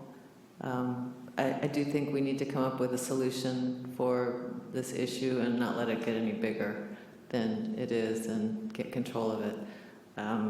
Do you have any other comments about the budget or any other questions about other subjects? Tom? I have a thought. I was asking this question about the CalPERS, and I think it would be good if we got some kind of legal opinion about whether we can not pay the entire CalPERS bill or exactly what happens. We need to understand what the ramifications of that are. I'm getting the impression we're going to get a big bill from CalPERS, but I have in the back of my mind, probably we've got a problem with our union contract. It's for our employees that there's something in there saying, hey, you got to pay what CalPERS was. I don't recall anything in there. So I'd like some kind of legal thought about that, and maybe county council or something should be consulted. Somehow we need to look into that to really understand. Let's consider that. Maybe the finance committee can talk about that. Yeah, there's nothing specifically in the MOU that says you have to pay your bills to CalPERS. Now, well, we've solved their problem. No, we haven't. But it is, it's the employee's retirement. And, Right. We have an obligation, a Yes, moral we do. obligation. So, okay, so we can talk about this further in the finance committee. You could do some outside checking if you want. But I'd like to have us move on at this point. And if there is any comment from the public on the budget, now would be your opportunity. Good evening and thank you. Again, I'm Don Schwartz. I'm the Assistant City Manager with Rohnert Park. Before taking that position, I worked for the County Administrator's Office and was the budget analyst for the library. So I've been looking at your budget. Frankly, I know it better than I know the City of Rohnert Parks. I spoke 2 months ago to you asking you to honor the spirit and letter of the JPA that requires you to have good faith conversations with the cities about funding major maintenance issues. And I think we've had a start of those conversations, still have some ways to go. But I'm really here now tonight to talk to you about a larger, more immediate concern, and that's the long-term viability of the library. The issue around major maintenance needs to be considered, but I truly believe it's secondary. You have a $500,000 a year problem with Measure Y. That's what the projections that Ken put together. And frankly, it could be better, or it might be worse. And I'll get to that in a minute. But the library is too important a community resource to leave on unstable ground, and we need to financially ensure its success. The budget is not sustainable as you've approved it, and I'd encourage you to reopen it in the coming months when you have more complete information to make informed decisions. The OPEB commitment is one that I think you must find a way to make. It's really unconscionable, in my opinion, to think that in 10 years the library could end up in substantially worse financial shape than it is with the start of Measure Y. If you do not pay that ARC, the annual retired contribution, that's what will happen. In the last couple of years, the audit that you approved a couple of months ago showed that your liability increased in 2 years by $500,000. It increased since FY 13-14, so in about 3 years by $700,000. I have a rule that I call the first rule of holes, and with OPEB you are in a hole. And that is when you're in one, the first thing to do is stop digging, because you're just going to dig yourself into a deeper and deeper hole that will leave future generations, make it more difficult for them to get out of it. I understand that reserves are a possibility. I've looked at your reserve numbers. I've talked to Ken about it. I think that is an appropriate place to look, but they're not sufficient to fill the hole completely. You're going to have to make some changes in the budget and in the expenditures. There's also significant uncertainty about the numbers that you have with PERS. I'm going to quote from the document that Ken used to estimate these numbers. This is from the chief PERS actuary who sent the letter. Please keep in mind that the above table, or the tool, to calculate broad estimates and should only be used as a general guide. These numbers are much better than we've had before. I commend Ken for figuring them out, but they are rough. For about $7,000 in about 30 days, you can have pretty definitive numbers based on what PERS has told you so far. They will give you an update. It will be probably 6 or so months from now, but you have budget decisions that I suggest you need to make before then, before deciding how much to take out of reserves. You really need all of the information, and thus I would suggest that you invest that minimal amount of money and get the PERS actuary report done. So can I have a couple more minutes? No. I will give you a couple more minutes. I'd like to hear what you have to say. Okay. Thanks. I'm sorry? Go ahead. Okay. So my suggestions would be specifically, number one, you're doing the right things on OPEB by getting the actual report and getting the committee together. So kudos for that. Strongly suggest you get the PERS estimates as quickly as you can, potentially put it on an agenda for presentation to this committee. It's something nearly every city and county has done. Again, for $7,000 or so, and in 30 days, it's very valuable information. Also, Ken referred to the discount rate change from PERS, the earnings estimate going from 7.5 to 6.5. The change actually is 7.5 to 7. But PERS is talking about potentially bringing it down to 6.5, and you will see cities going into bankruptcy. If that happens, that may already beginning to happen. So the news could get worse, and so you need to proceed with caution. But most importantly, get the best estimate you can. For $7,000, that's not very much. I suggest getting the legal questions on the use of Measure Y money resolved. It's an open issue in my mind. And then I also suggest in your budget you can ensure that the replacement of all your assets is done consistent with the replacement schedule established a few years ago. I believe there is a very promising future for this library, and I'm excited about that because I'm a big user, as my family is, of the library. And I look forward to being part of that as one of your fans and one of your customers. But I want to make sure it's here and on financially stable ground for the long run. So I implore you to reopen the budget, to get the PERS estimates refined, to reassess your planned hiring. If you continue to hire as planned, you potentially may be laying these people off. Until you know this financial picture, I think that's a really risky and unwise thing to do. Thank you. Thank you. Yeah, I have a comment. We have a CFO, not to you. We have a CFO. Our CFO has put across all this information to us in a very timely, intelligent manner, and I think we need to support him and honor him. This gentleman over here has come and he's made his points, but we need to support this guy. We passed this budget. We've done this.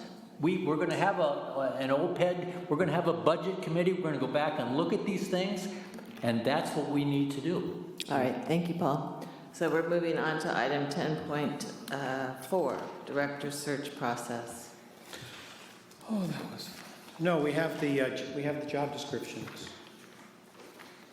No? We just Yeah, item 10.4, right after budget discussion. was the budget discussions, and included in that are the job descriptions. And Ken said that he would start with the first half. So do people have any questions about the job descriptions as presented in this budget? And I know there are some about the chief operating officer. Does anybody have any comments or questions have a or comment discussion about the job descriptions? Okay, I have a comment on the Chief Operations Officer and that we should delay that position until we have a permanent director. That's just my comment. Any other comments? Reese? It's just for our information. This is for information, right? Well, or any questions? Do you have a question, Paul? I had Tom? one. Oh, sorry, Tom? Can I? Go ahead, Tom. No, I said Tom, and then Tim. Okay. I don't have this for sure, but in some places we have... Which job description are you looking at? I'm looking just Chief Operations Officer, but it recurs. We have the term Executive Leadership Team. That's exactly what I was going to read. And it seems to me that I saw that we were having a different term being used currently with our temporary interim director. And I just wanted to understand if how do they work together?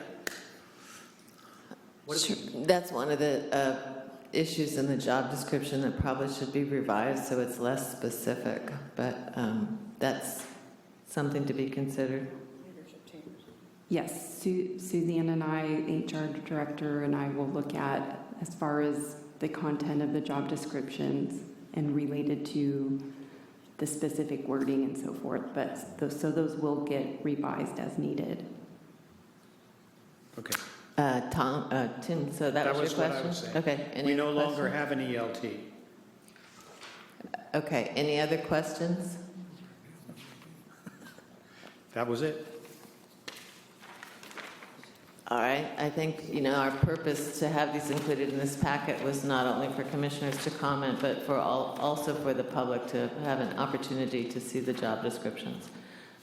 So now we can move on to item 10.4, Director Search Process.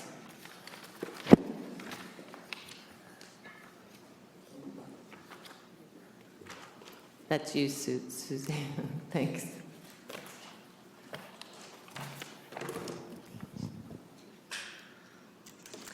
Hello. So we met in closed session to discuss the interim, I feel like I'm talking loud, sorry, to discuss the interim search process for the library director. At the last meeting, Tracy Gray was appointed the acting director, and the committee felt that it would be a transparent process to have an internal search for an interim director. So the materials are in the packet for the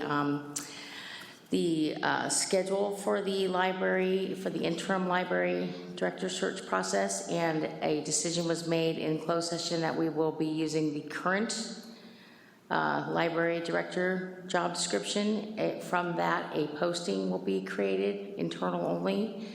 Our policy, or process, I should say, we don't have a policy, but the process and practice at this time is to do an internal 10-day posting, since the Saturday would be the 10th day. I'll just go by the schedule. That's on page, 79.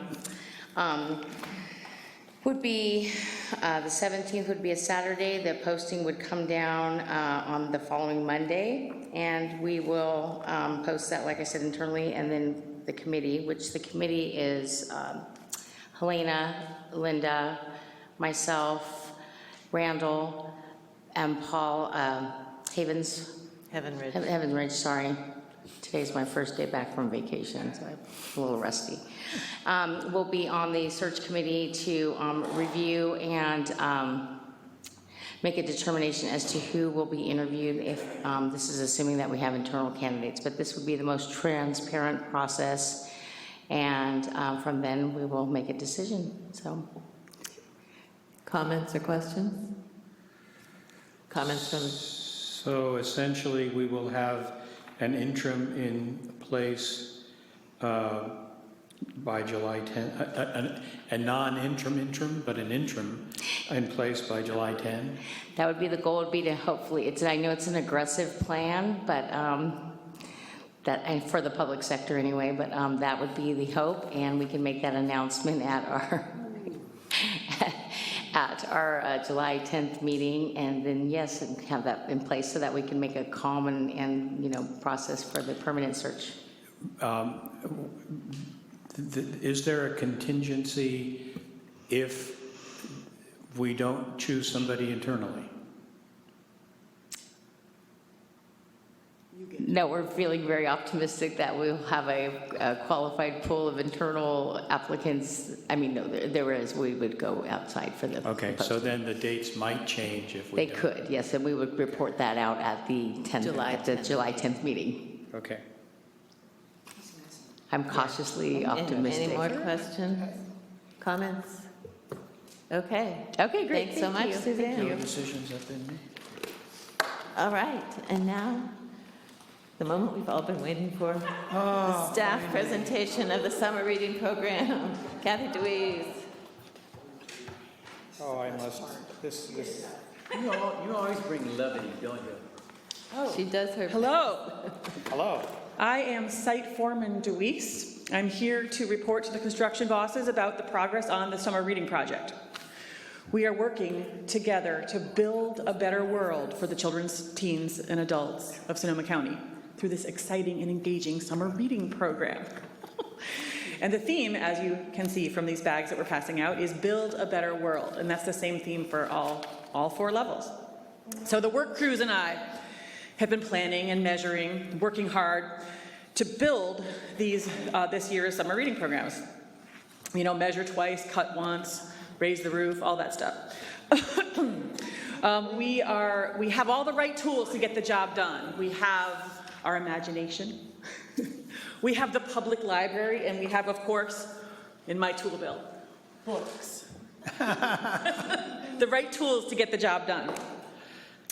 And the blueprint for success that we are following is to create a summer reading challenge that will get the people in our county to read all summer long by participating in summer reading. So this year we've got reading challenges across 4 age levels. There's a preschool, age 0 to 5 level. There's a school age, K through 6 level. There's teen, and then there's adult reading challenges. In that bag I passed out, there are samples of 3 of the 4 levels, because you all have to go to your local library to sign up for the adult one. I expect to see that. It started today, so you go in, you can sign up, you get your big bingo card, bingo challenge. You will notice we have Spanish and English bingo cards this year, so that there are options for speakers of both languages. We are supporting all of these reading challenges through a lineup of educational enriching events across the county. There are things like building and construction, gardening, theater, opera, and magicians for kids. There's making art and music. There's woodworking and circuitry, yoga and meditation, and some community giving projects for teens. Woodworking and yoga. What's that? No, I said, I was laughing, woodworking and yoga. That's it. Woodworking and yoga, yeah. Teaching teens skills that they can use in their future. And then for adults, there are music, gardening, and educational films. And I think also in your packet, there is a lineup for at every age group of all the events going on across the county. Some of the highlights of this year's summer reading program, once again, we are following the California statewide summer reading outcomes. This year, the outcomes have an emphasis on building community. Again, the whole developing of a community of readers, having people who identify as readers strengthen that bond they have with the library. So making connections to the library, finding value and enjoyment in the library. And so we will be doing surveys at the end of the summer reading to see how well we are meeting those outcomes. We also, last year we had a 5-book challenge. This year we are doing a 6-book challenge, and we're limiting it to the K-6 and the teen groups are doing the 6-book challenge. That is because the research shows that children, school-age children who don't read during the summer can lose up to 2 months of learning with the summer slide. And so we are specific, and if they read a minimum of 6 books over the summer, then they say they will get higher grades in both reading and math when they return to school in the fall. So we're tying our challenge for those school-age kids to a 6-book challenge to specifically meet those that research goals. And we will be tracking those. We will be recording and reporting all the participants who meet that goal of reading 6 books over the summer, so we can demonstrate the value and importance of our summer reading programs to our stakeholders. Also, once again, we are working with the California Statewide Challenge to increase summer reading signups in the state. And we are doing that again by pushing the outreach piece. We are partnering with a lot of different organizations like Boys and Girls Club, like preschools in the different communities to have summer reading outreach satellite sites where we have a system set up for how those instructors and leaders at those sites can sign up their kids, track the performance of the kids over the summer, and then the librarians will go and bring the prizes and go rah, rah, rah. So the details of the different levels of summer reading are included in the packets I've given you. This year, we have streamlined the whole procedure. We have a uniform bingo challenge structure. You can see kind of the nice layout. It's the same for all levels. Make it be easier for staff to understand what's going on, for patrons who have multiple people in the family participating to understand the rules. Yeah, we can throw another wrench into everything, but right now we've launched today, and we've got a lot of great feedback across the county for the excitement about the events and the program that we're doing. So, any questions about summer reading? Yes, Tim. Last year, a tour from library to library. It did. Is anything happening of a similar manner this year? We have other things going from library to library, like giant plumbing fixtures that the facilities department put together for us, that for kids to learn how to put plumbing stuff together. Okay, but there'll be no arrival of a... No, that event, which actually was very cool, but it tied into the Olympics and the theme that we had last year. So each year we kind of try to tailor a little bit to the theme. And That's okay, I'm fine. I just wanted to not miss it if it was happening.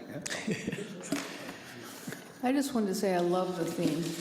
I love the idea of the multiple levels of Build a Better World, but especially the deeper meaning. It's wonderful. Thank you. Yeah, in past years, maybe the children's group has embraced the theme, and the other ones couldn't care less. But this year, every single level was like, we're doing Build a Better World. So, yeah. Any other questions? You've outdone yourself again. Thank you. Where do you get these ideas? I have no idea. Thank you so much, Kathy. All right, so that takes us to the next staff presentation, Strengthening School Library Partnerships. Vicki and... Who's doing that? You had to change your, I had to wait for Kathy to change her views. She said, yeah, you had to change out of your costume. All right, I'm coming up here with you. All right. 'Cause I can click from All right. here. All right.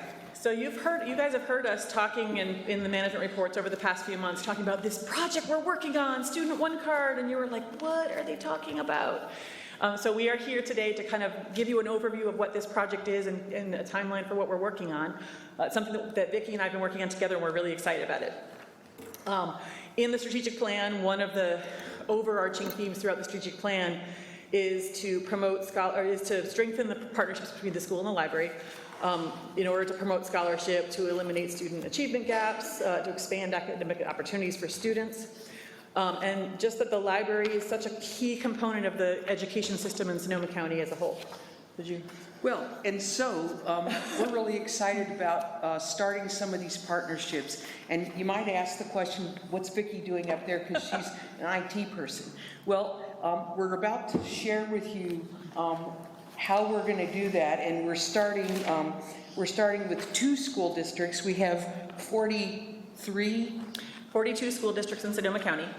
Right, and so our first 2 school districts are the Roseland schools and Santa Rosa City Schools. Right. So, and what am I doing? Here? One of the things that we'll talk about in a few minutes, of course, is the strategic plan. I think that, this partnering with educators and so forth is a big deal for us. And so what IT will be doing is that there will be no physical card in this particular scenario, and we'll be providing these services. Kathy will talk a little bit about the barriers that we see for library use. So, yes, we are one of the proposals we're putting forward is to create an entire new kind of library card. But why would we do that? Because there's so many ways that students are prevented from using library resources. And there's a whole list up here, but you have kids who their parents got them a library card when they were 5, and they've never actually used it themselves, but there's $30 of fines on it, and if they went in, we would say, I'm sorry, you can't check out on that card. And and it happens for 10 years, like that they come back and they come back and they come back and they can't use that card. We have part of our circulation policy state that a parent must sign. Well, you have kids who live in a facility where they don't have a parent to sign, or where they have a custody situation where it's hard to get a signature. We have kids who just can't get to a library. You have kids in Bodega Bay, or you have kids in Boys Hot Springs, and can they actually get to the physical library? So what we're trying to do is a little bit is to bring the library to them with our student cards. For teachers, you have other barriers. You have well-meaning teachers who really, really want to provide stuff to the kids in their classes. Maybe their school library is closed, and they don't have funds in their school to purchase the state books for their reports that they need, and so they come to the library. And what do? They check it out. Sorry, I just smacked you. They check out books on their personal card, which teachers do that because teachers make a lot of sacrifices. But a teacher who is also a parent and has kids of their own at home, and they want to check out 10 books for their kids, but they've already checked out 30 for their students, we want to kind of find a way to support teachers that doesn't take financial responsibility for their students' use of their materials. Are you ready for me to click? Go ahead, yeah. So we talked about all these barriers, and one of the things we know is that, I guess I get the mic right now. Yeah, right. So anyway, one of the things we know is that almost every school that we've talked to has a student information management system. So what does that mean? That's an electronic database. That's a list of all the students. And so one of the things that we can do, instead of having that physical card, is take the key information from that student information system and then create a virtual card for them with their student information number that they have to use for everything anyway.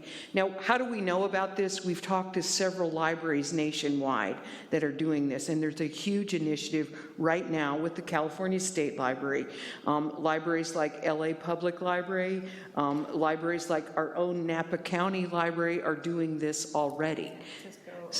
Yeah, so we want to be right there with the rest of them.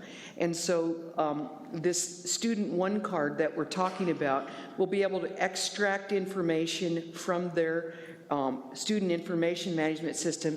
It'll handshake with our Circe Dynex system, and we've already talked to libraries that have a Circe Dynex Horizon system like ours, and we'll be able to create these virtual cards with some special policies and so forth. And then for the teacher card, there's also, the teachers are also in the student information management system, and we'll be able to create either a physical card that we market that's got the teacher's apple on it or something. I'm just making stuff up now. Anyway, I'm good at making stuff up, aren't I? So we both are. Yeah, so anyway, but the idea is that we'll be able to make resources available. Now, you might say, and I'm looking at Commissioner Hauser right now, there will be legal challenges here. And so one of the things that we've checked into already, and we have examples from Napa County, they have created MOUs, or Memorandums of Understanding, with the libraries about what information is legal for us to share, for them to share with us. And we have to, in turn, share information about information privacy policies and so forth. So.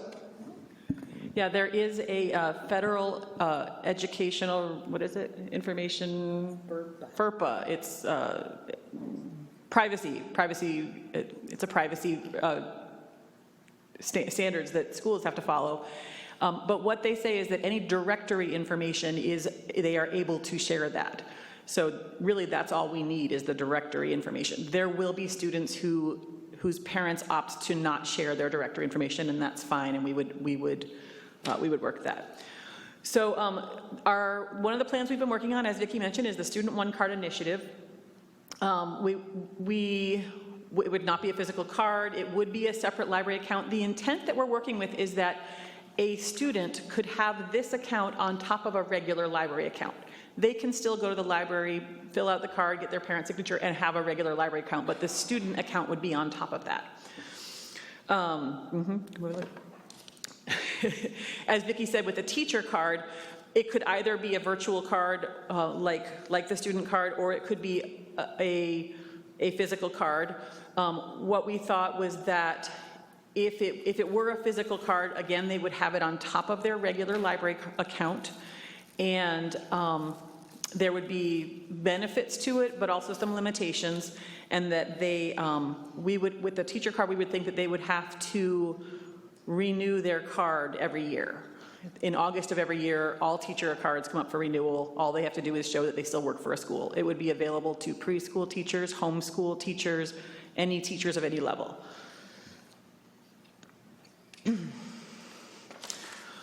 So that chart table up there is the parameters of these new accounts, I'll call them accounts instead of cards, that we are proposing. In terms of loan limits, a normal library account, they can check out 30 items. That's quite a financial responsibility. So we thought that for these student cards, and that it would be a lower, that these do not require a parent signature, but they would have an opt-out form. Parents would be able to opt out. But we were limiting it to 10 items. We were talking about restricting DVDs, games, Hoopla, and Discover and Go because we don't see that those specific things tie to what they would use it for educational needs. A loan period would be 3 weeks like the normal loan period, card renewal tied to school data, no fines. No fines on these student accounts. They do not accrue fines. Unless they lost the book. If they lose a book, they would pay a replacement fee, but yeah. Right, and how we arrived at this is by talking with lots and lots of libraries around the country, including Napa County. So one of the reasons we're bringing this to you is because, of course, you're our policy body, and so when we want to make policy changes, we need to talk with you and ask you ask you to support us for these policy changes. For the proposed teacher card, again, it would be a separate library account. We are looking at extending the loan period. So instead of a 3-week loan period, it would be a 6-week loan period. We are thinking of also having no fines for the teacher cards. And then for fees that are logged over $5, currently, cards that have $5 fees or higher, those cards are blocked and can no longer use library resources. And we are proposing that these cards do not, that are an exception to that. Are you ready for me to change? I sure am. So we have challenges. There's lots of challenges to this project. One of them, of course, is that in Sonoma County, we have like 1 million school districts. San Francisco, the entire city of San Francisco has 1 school district. So they only had to negotiate 1 MOU and, get 1 data upload. We will have a challenge with that, and it will be a workload. And one of those new positions that we proposed was to help with this anticipated workload. That was the youth outreach coordinator. What else? So they're working with student data. Some of the feedback that we're hearing from all the different groups who are working with projects like this is that everyone has different concerns about the student data. We've talked to Roseland School District, they're like, oh, I'm not sure about opt-in, how about opt-out? No, we're not sure about opt-out, how about opt-in? Santa Rosa City Schools is like, oh, we're fine with opt-out, but we don't want to use the school ID number. And we're like, okay. And we're willing to work with you. So we're just working through those bugs and trying to kind of make it work for every district that we're going to talk to. Our plan right now is to work out the bugs with those 2 school districts and then announce it to the county and say, okay, get in the queue and we'll get you guys rolling up as we get the MOU signed, et cetera. So, what else? Other challenges we mentioned with the policy statements.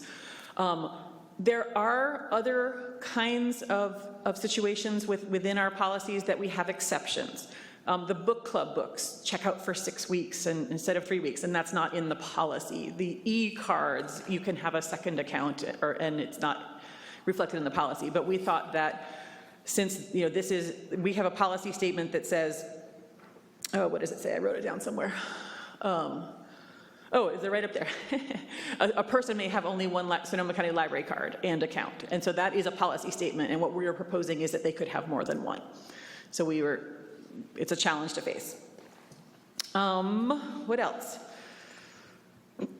We also thought that given the current political climate, and we've heard feedback from the schools that they are already seeing a decrease in kindergarten enrollments because people kind of don't want their information to be out there if they're possibly illegal, or there's a lot of kind of fear in the community, and so this is just another layer of information that people are not sure about. So just these are challenges to face. Yeah, more? I think that's it. We're ready to take questions. If you have some thoughts and ideas, I think that the key thing here is that, we have privacy policies at the library. The school has privacy policies about student information. One of the biggest things here is going to be the memorandum of understanding with the 42 different school districts, and they get to decide. They get to say to us what it is they want. We feel like we can work with the data. We're pretty clear about that, and we're very excited to try the Roseland schools. The assistant superintendent was so excited. We've met with her once now, and then we met with the Santa Rosa City School librarian who came, and he was just jazzed as he could be. So anyway, questions? This is a great project. Thank you for all of your hard work. And I think this will really appeal to kids and get them reading and in the library.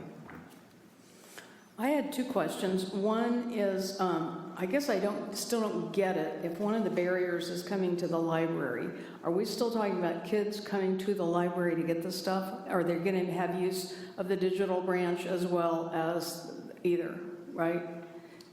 It would be a combination, but right now we have librarians going out to the local schools, going out to Rancho Cotati High School and bringing a stack of library card applications, getting the whole class to fill them out, bringing them back and creating them themselves, so that those kids will have them in the classroom. This would take all that workload away because it would be, they would have access. They could use it both at the virtual and they could come to the library and use it. So you come in and you pick out some books. How do you check them out? You don't have a card. What do you give them? Most of these kids use their student ID number they use it as their school library number, they use it as their lunch account number. I mean, they use it regularly. So that it would be the same number that they are using. Going to be our number then? Right. So they would present that number at a service desk. Okay. And if they wanted to place a hold, they would be able to poke that number in the online catalog with their PIN number and place materials on hold, just like you do with your physical library card. It would just be a different set of numbers. It's a number then. And then my other question was, I'm concerned about having no incentive to return things if there's no fines and, there's 3 weeks. I don't worry about the teachers getting the stuff back, but I worry about kids getting stuff back if they don't have any. We recognize that we will lose materials. We recognize that. However, I think that the goal of getting the kids the materials they need to do the research, to do the schoolwork they need to do, balances that, and we can make that work. But how do we still send them notices? It's overdue, get it back in. There's correct. Or else, right? Well, but what I think will happen with that is that, first of all, it's tied to their student ID number. That's number one. The kids these days are, and you'll be really excited to know that we're going to start on the 19th of June instituting text notification, so your hold is available and so forth. So we're going to be using a lot of these avenues to do this, but as we have talked across the country to different libraries like Charlotte, Mecklenburg County in North Carolina, they have 150,000 students enrolled in programs like this, and really the loss rate, as we talk to their managing librarian for education, the loss rate is really, really low, below 1% or something like that. So we feel pretty comfortable about the loss rate. And there will be loss. And, there is anyway. And that's the cost of us doing business, I think, if you put it in a business context. Other questions, Barbara? It's loss as well as just late. I'm not worried about kids never turning it in, just turning in late. I mean, do we not care about that? It's really the... We will send notices. We will notify, within privacy restrictions, we will notify kids at the schools that they will have notices by text if they sign up for that. That's really cool. One other comment is that, like, in the leaner times when we were trying to make money on fines. I mean, I remember when we went from the 25 cents per DVD to $1 per DVD. And, and that was really, it was a financial decision. We were trying to increase fines, the revenue. We dropped the blocking level from a $10 block to a $5 block because we were trying to get people to pay their fines. And we're not really there anymore. And I feel like we've created these artificial barriers with the best of intentions to encourage returning books, to teach responsibility, all kinds of reasons, but that's not the excellent customer service that we're really trying to do right now, where we really want to help these kids succeed in school, and to do that we have to give them access to the library. And just a comment about that, I think there are some libraries that don't charge fines. There are. San Rafael announced it a year ago. They did away with fines for children, for all youth under 18, and we talked about that. Anyway, yes? First of all, I would like to, earlier, the announcements, I talked about enthusiasm, and your enthusiasm is contagious, and thank you for what you've done. I have a couple of questions. Linda would still be available, because that's educational? Yes. Okay. Yes. And the other question I have, having been a teacher, and I don't know whether state reports still happen, but I could see that a teacher would be tempted to go to their local branch and take out 50 copies of state books so that when anybody else was deciding to do states, they were not available. Not ever having done anything like that, but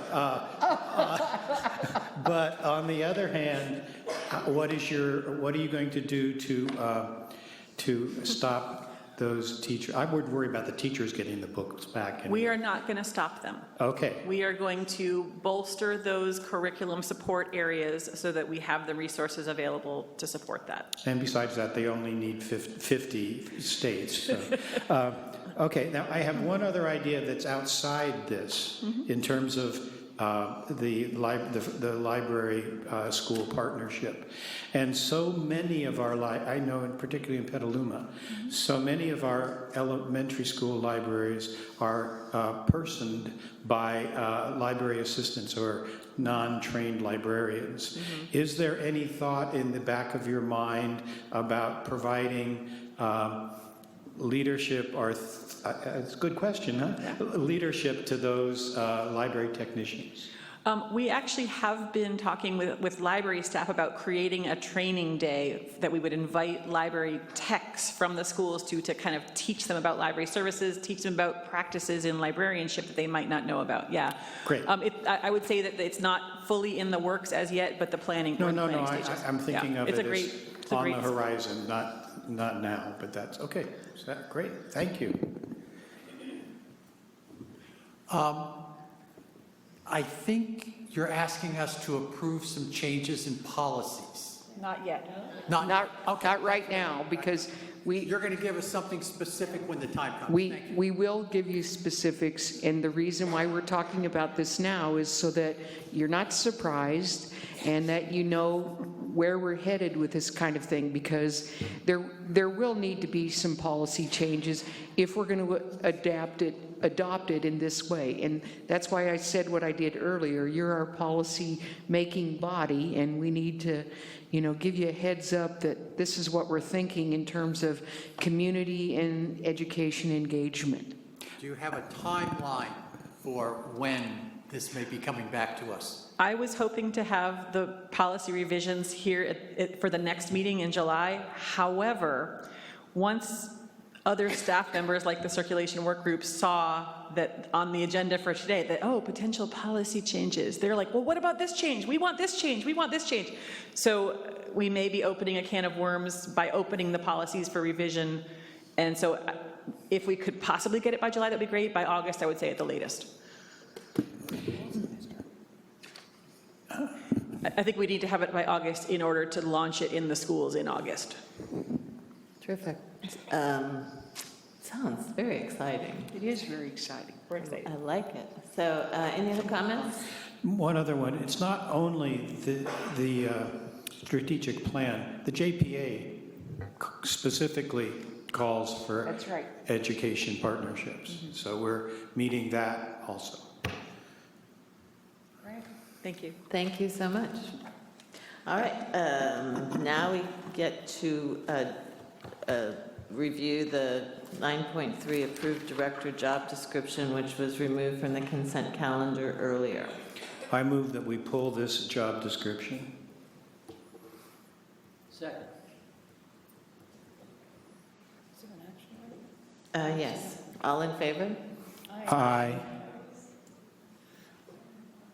Paul. Tim and Grill. Paul Grill. All right. I have a question to ask you. Who is on the ad hoc OPEB committee? I thought I mentioned it earlier. Ken's on it. Yeah, I did. Ken, Barbara, I'm on it, and then 3 people have confirmed from the outside. No, I was going to. Okay, thank you. Okay. So that takes us down to action items by resolution. 12.1, approve CalPERS health benefits contract.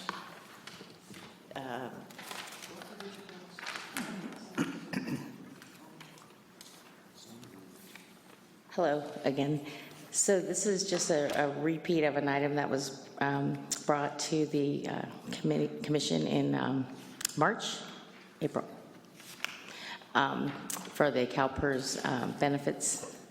And if they're approved, we will throw the open enrollment plan out to the employees tomorrow for an August 1st effective date. The labor union, SEIU, worked hand in hand with us very cooperatively this time to get this out there and approved. So we're really excited, and assuming the resolution's signed, we are going to be having a health fair this Friday from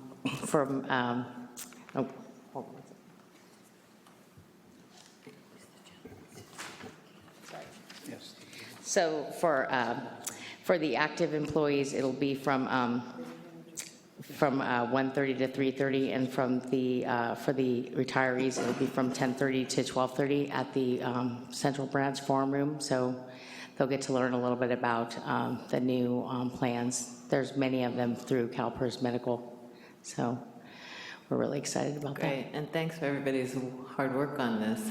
Questions? Oh, wait, do we need a motion? So moved. And a second? Second. All right, questions? I have a... I'm sorry, Barbara had her hand up. And, okay. I just wanted to ask, that was my question, how many choices are employees? They're all going to be through? All the medical benefits for actives and retirees will be offered through CalPERS Medical, yes. Okay, so there's multiple choices, there are HMOs and PPOs and the whole thing? That is correct. And I see, the last time I asked how much more this was going to cost, I was told, well, some are going to cost more and some are going to cost less, and it's kind of nets out the same. But I see fiscal impact in here on our agenda. It says it's going to result in an increase. Do we know roughly what that is? Well, it depends. The current rates, so it's hard to say because the rates I just meant overall kind of ballpark, the cost of our, right, but yeah, it's, that's what the last time I was like, so some are going up and some are going down. But the impact, according to this, says it is going to result in an increase, overall increase in our healthcare costs. And I'm just curious if we have a ballpark number for the increase, if it's 5% or 10% or... Well, the difficulty was, our open enrollment occurred, that we had to do open enrollment for an effective date of June 1st, and then in order to get this on the calendar for August 1st, we had to do multiple open enrollment calculations, but, and then the rates for 2018 won't come out until the middle of this month. So in order to give actual calculations and on what employees choose, we won't even know. And some of the employees actually get the option to stay in the Sonoma County Health Plan until the end of September. So it became really complicated. So probably in a few months, like after the next open enrollment, middle of September, I'd be able to give you a really good calculation. But for sure it's going up, because it's a change from what we were told, which was it might even out. I can't be, at this point, we don't know for sure. 100% certainty, no. I just have a typo. On page 83, it says attest city clerk. I think it should just say clerk. You are correct, and I did see that. So we will have to amend that before we have this signed, and I was going to bring that to Jane's attention. So thank you. All right, so there's a motion to pass a resolution. All in favor? Aye. Aye. Opposed? None opposed. I recuse myself. I'm sorry. We did. Somebody down there, Paul. Paul Heavenridge. And I recuse myself. Thank you for reminding me to ask that.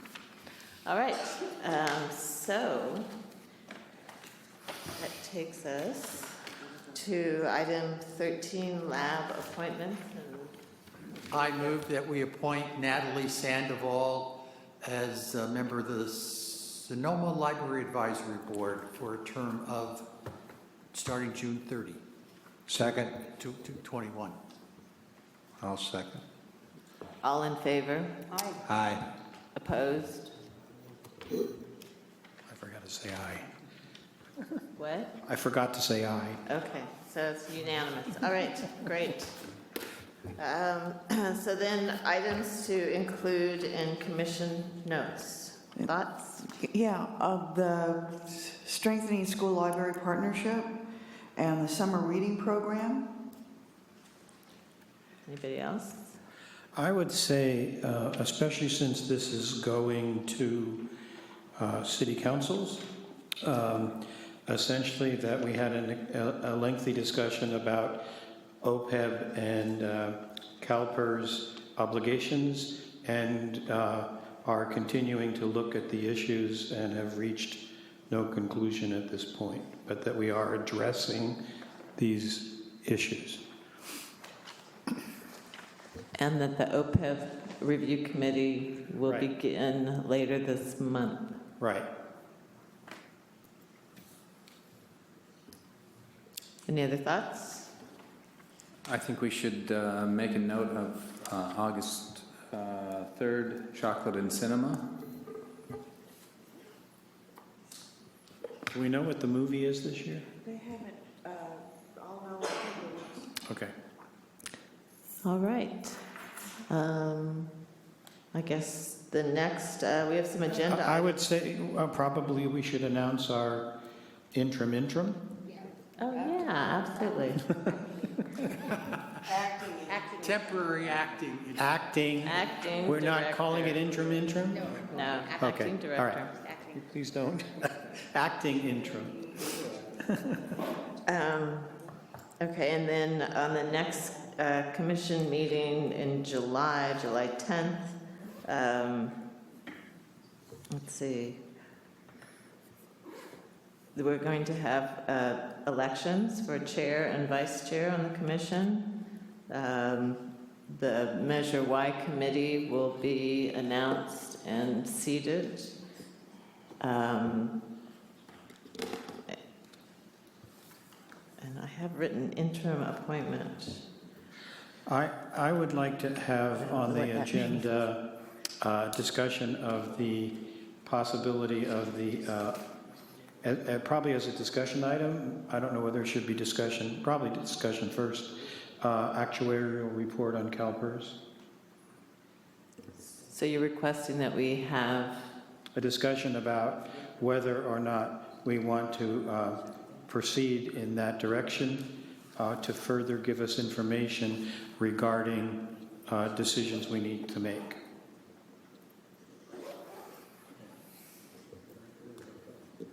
Could I just supplement that? We might as well put it on as an action item, so we have to wait another month. Then that, if we don't want to do it, then we just turn it down. But then Okay. if we want to do it, we can. I'm fine with that. Yeah. And is that on OPEB and CalPERS or just No. CalPERS? Yeah. It's not I thought it was OPEB. just CalPERS. It's CalPERS. Yeah. Okay. We're getting the other actuaries. Right. All right. Okay. Well, Isn't our June 17 workshop a meeting? Should we be telling the public that our next meeting is July 10th when we're actually having a meeting June 17th? Right. I'm just thinking we need to say that. okay. Our next meeting is June. Well, we didn't have it set specifically. So our next meeting is June 17th in the library forum room at 10 a.m. And it's a commissioner workshop, a special meeting. Reese? A commissioner, yeah. July 10th. And is that July 7th, June 17th meeting going to be SOPs? Is that? I will work on the agenda and I'll get out to you this week. All right, so that's a wrap, everybody. We are adjourned at 9:47. Thank you.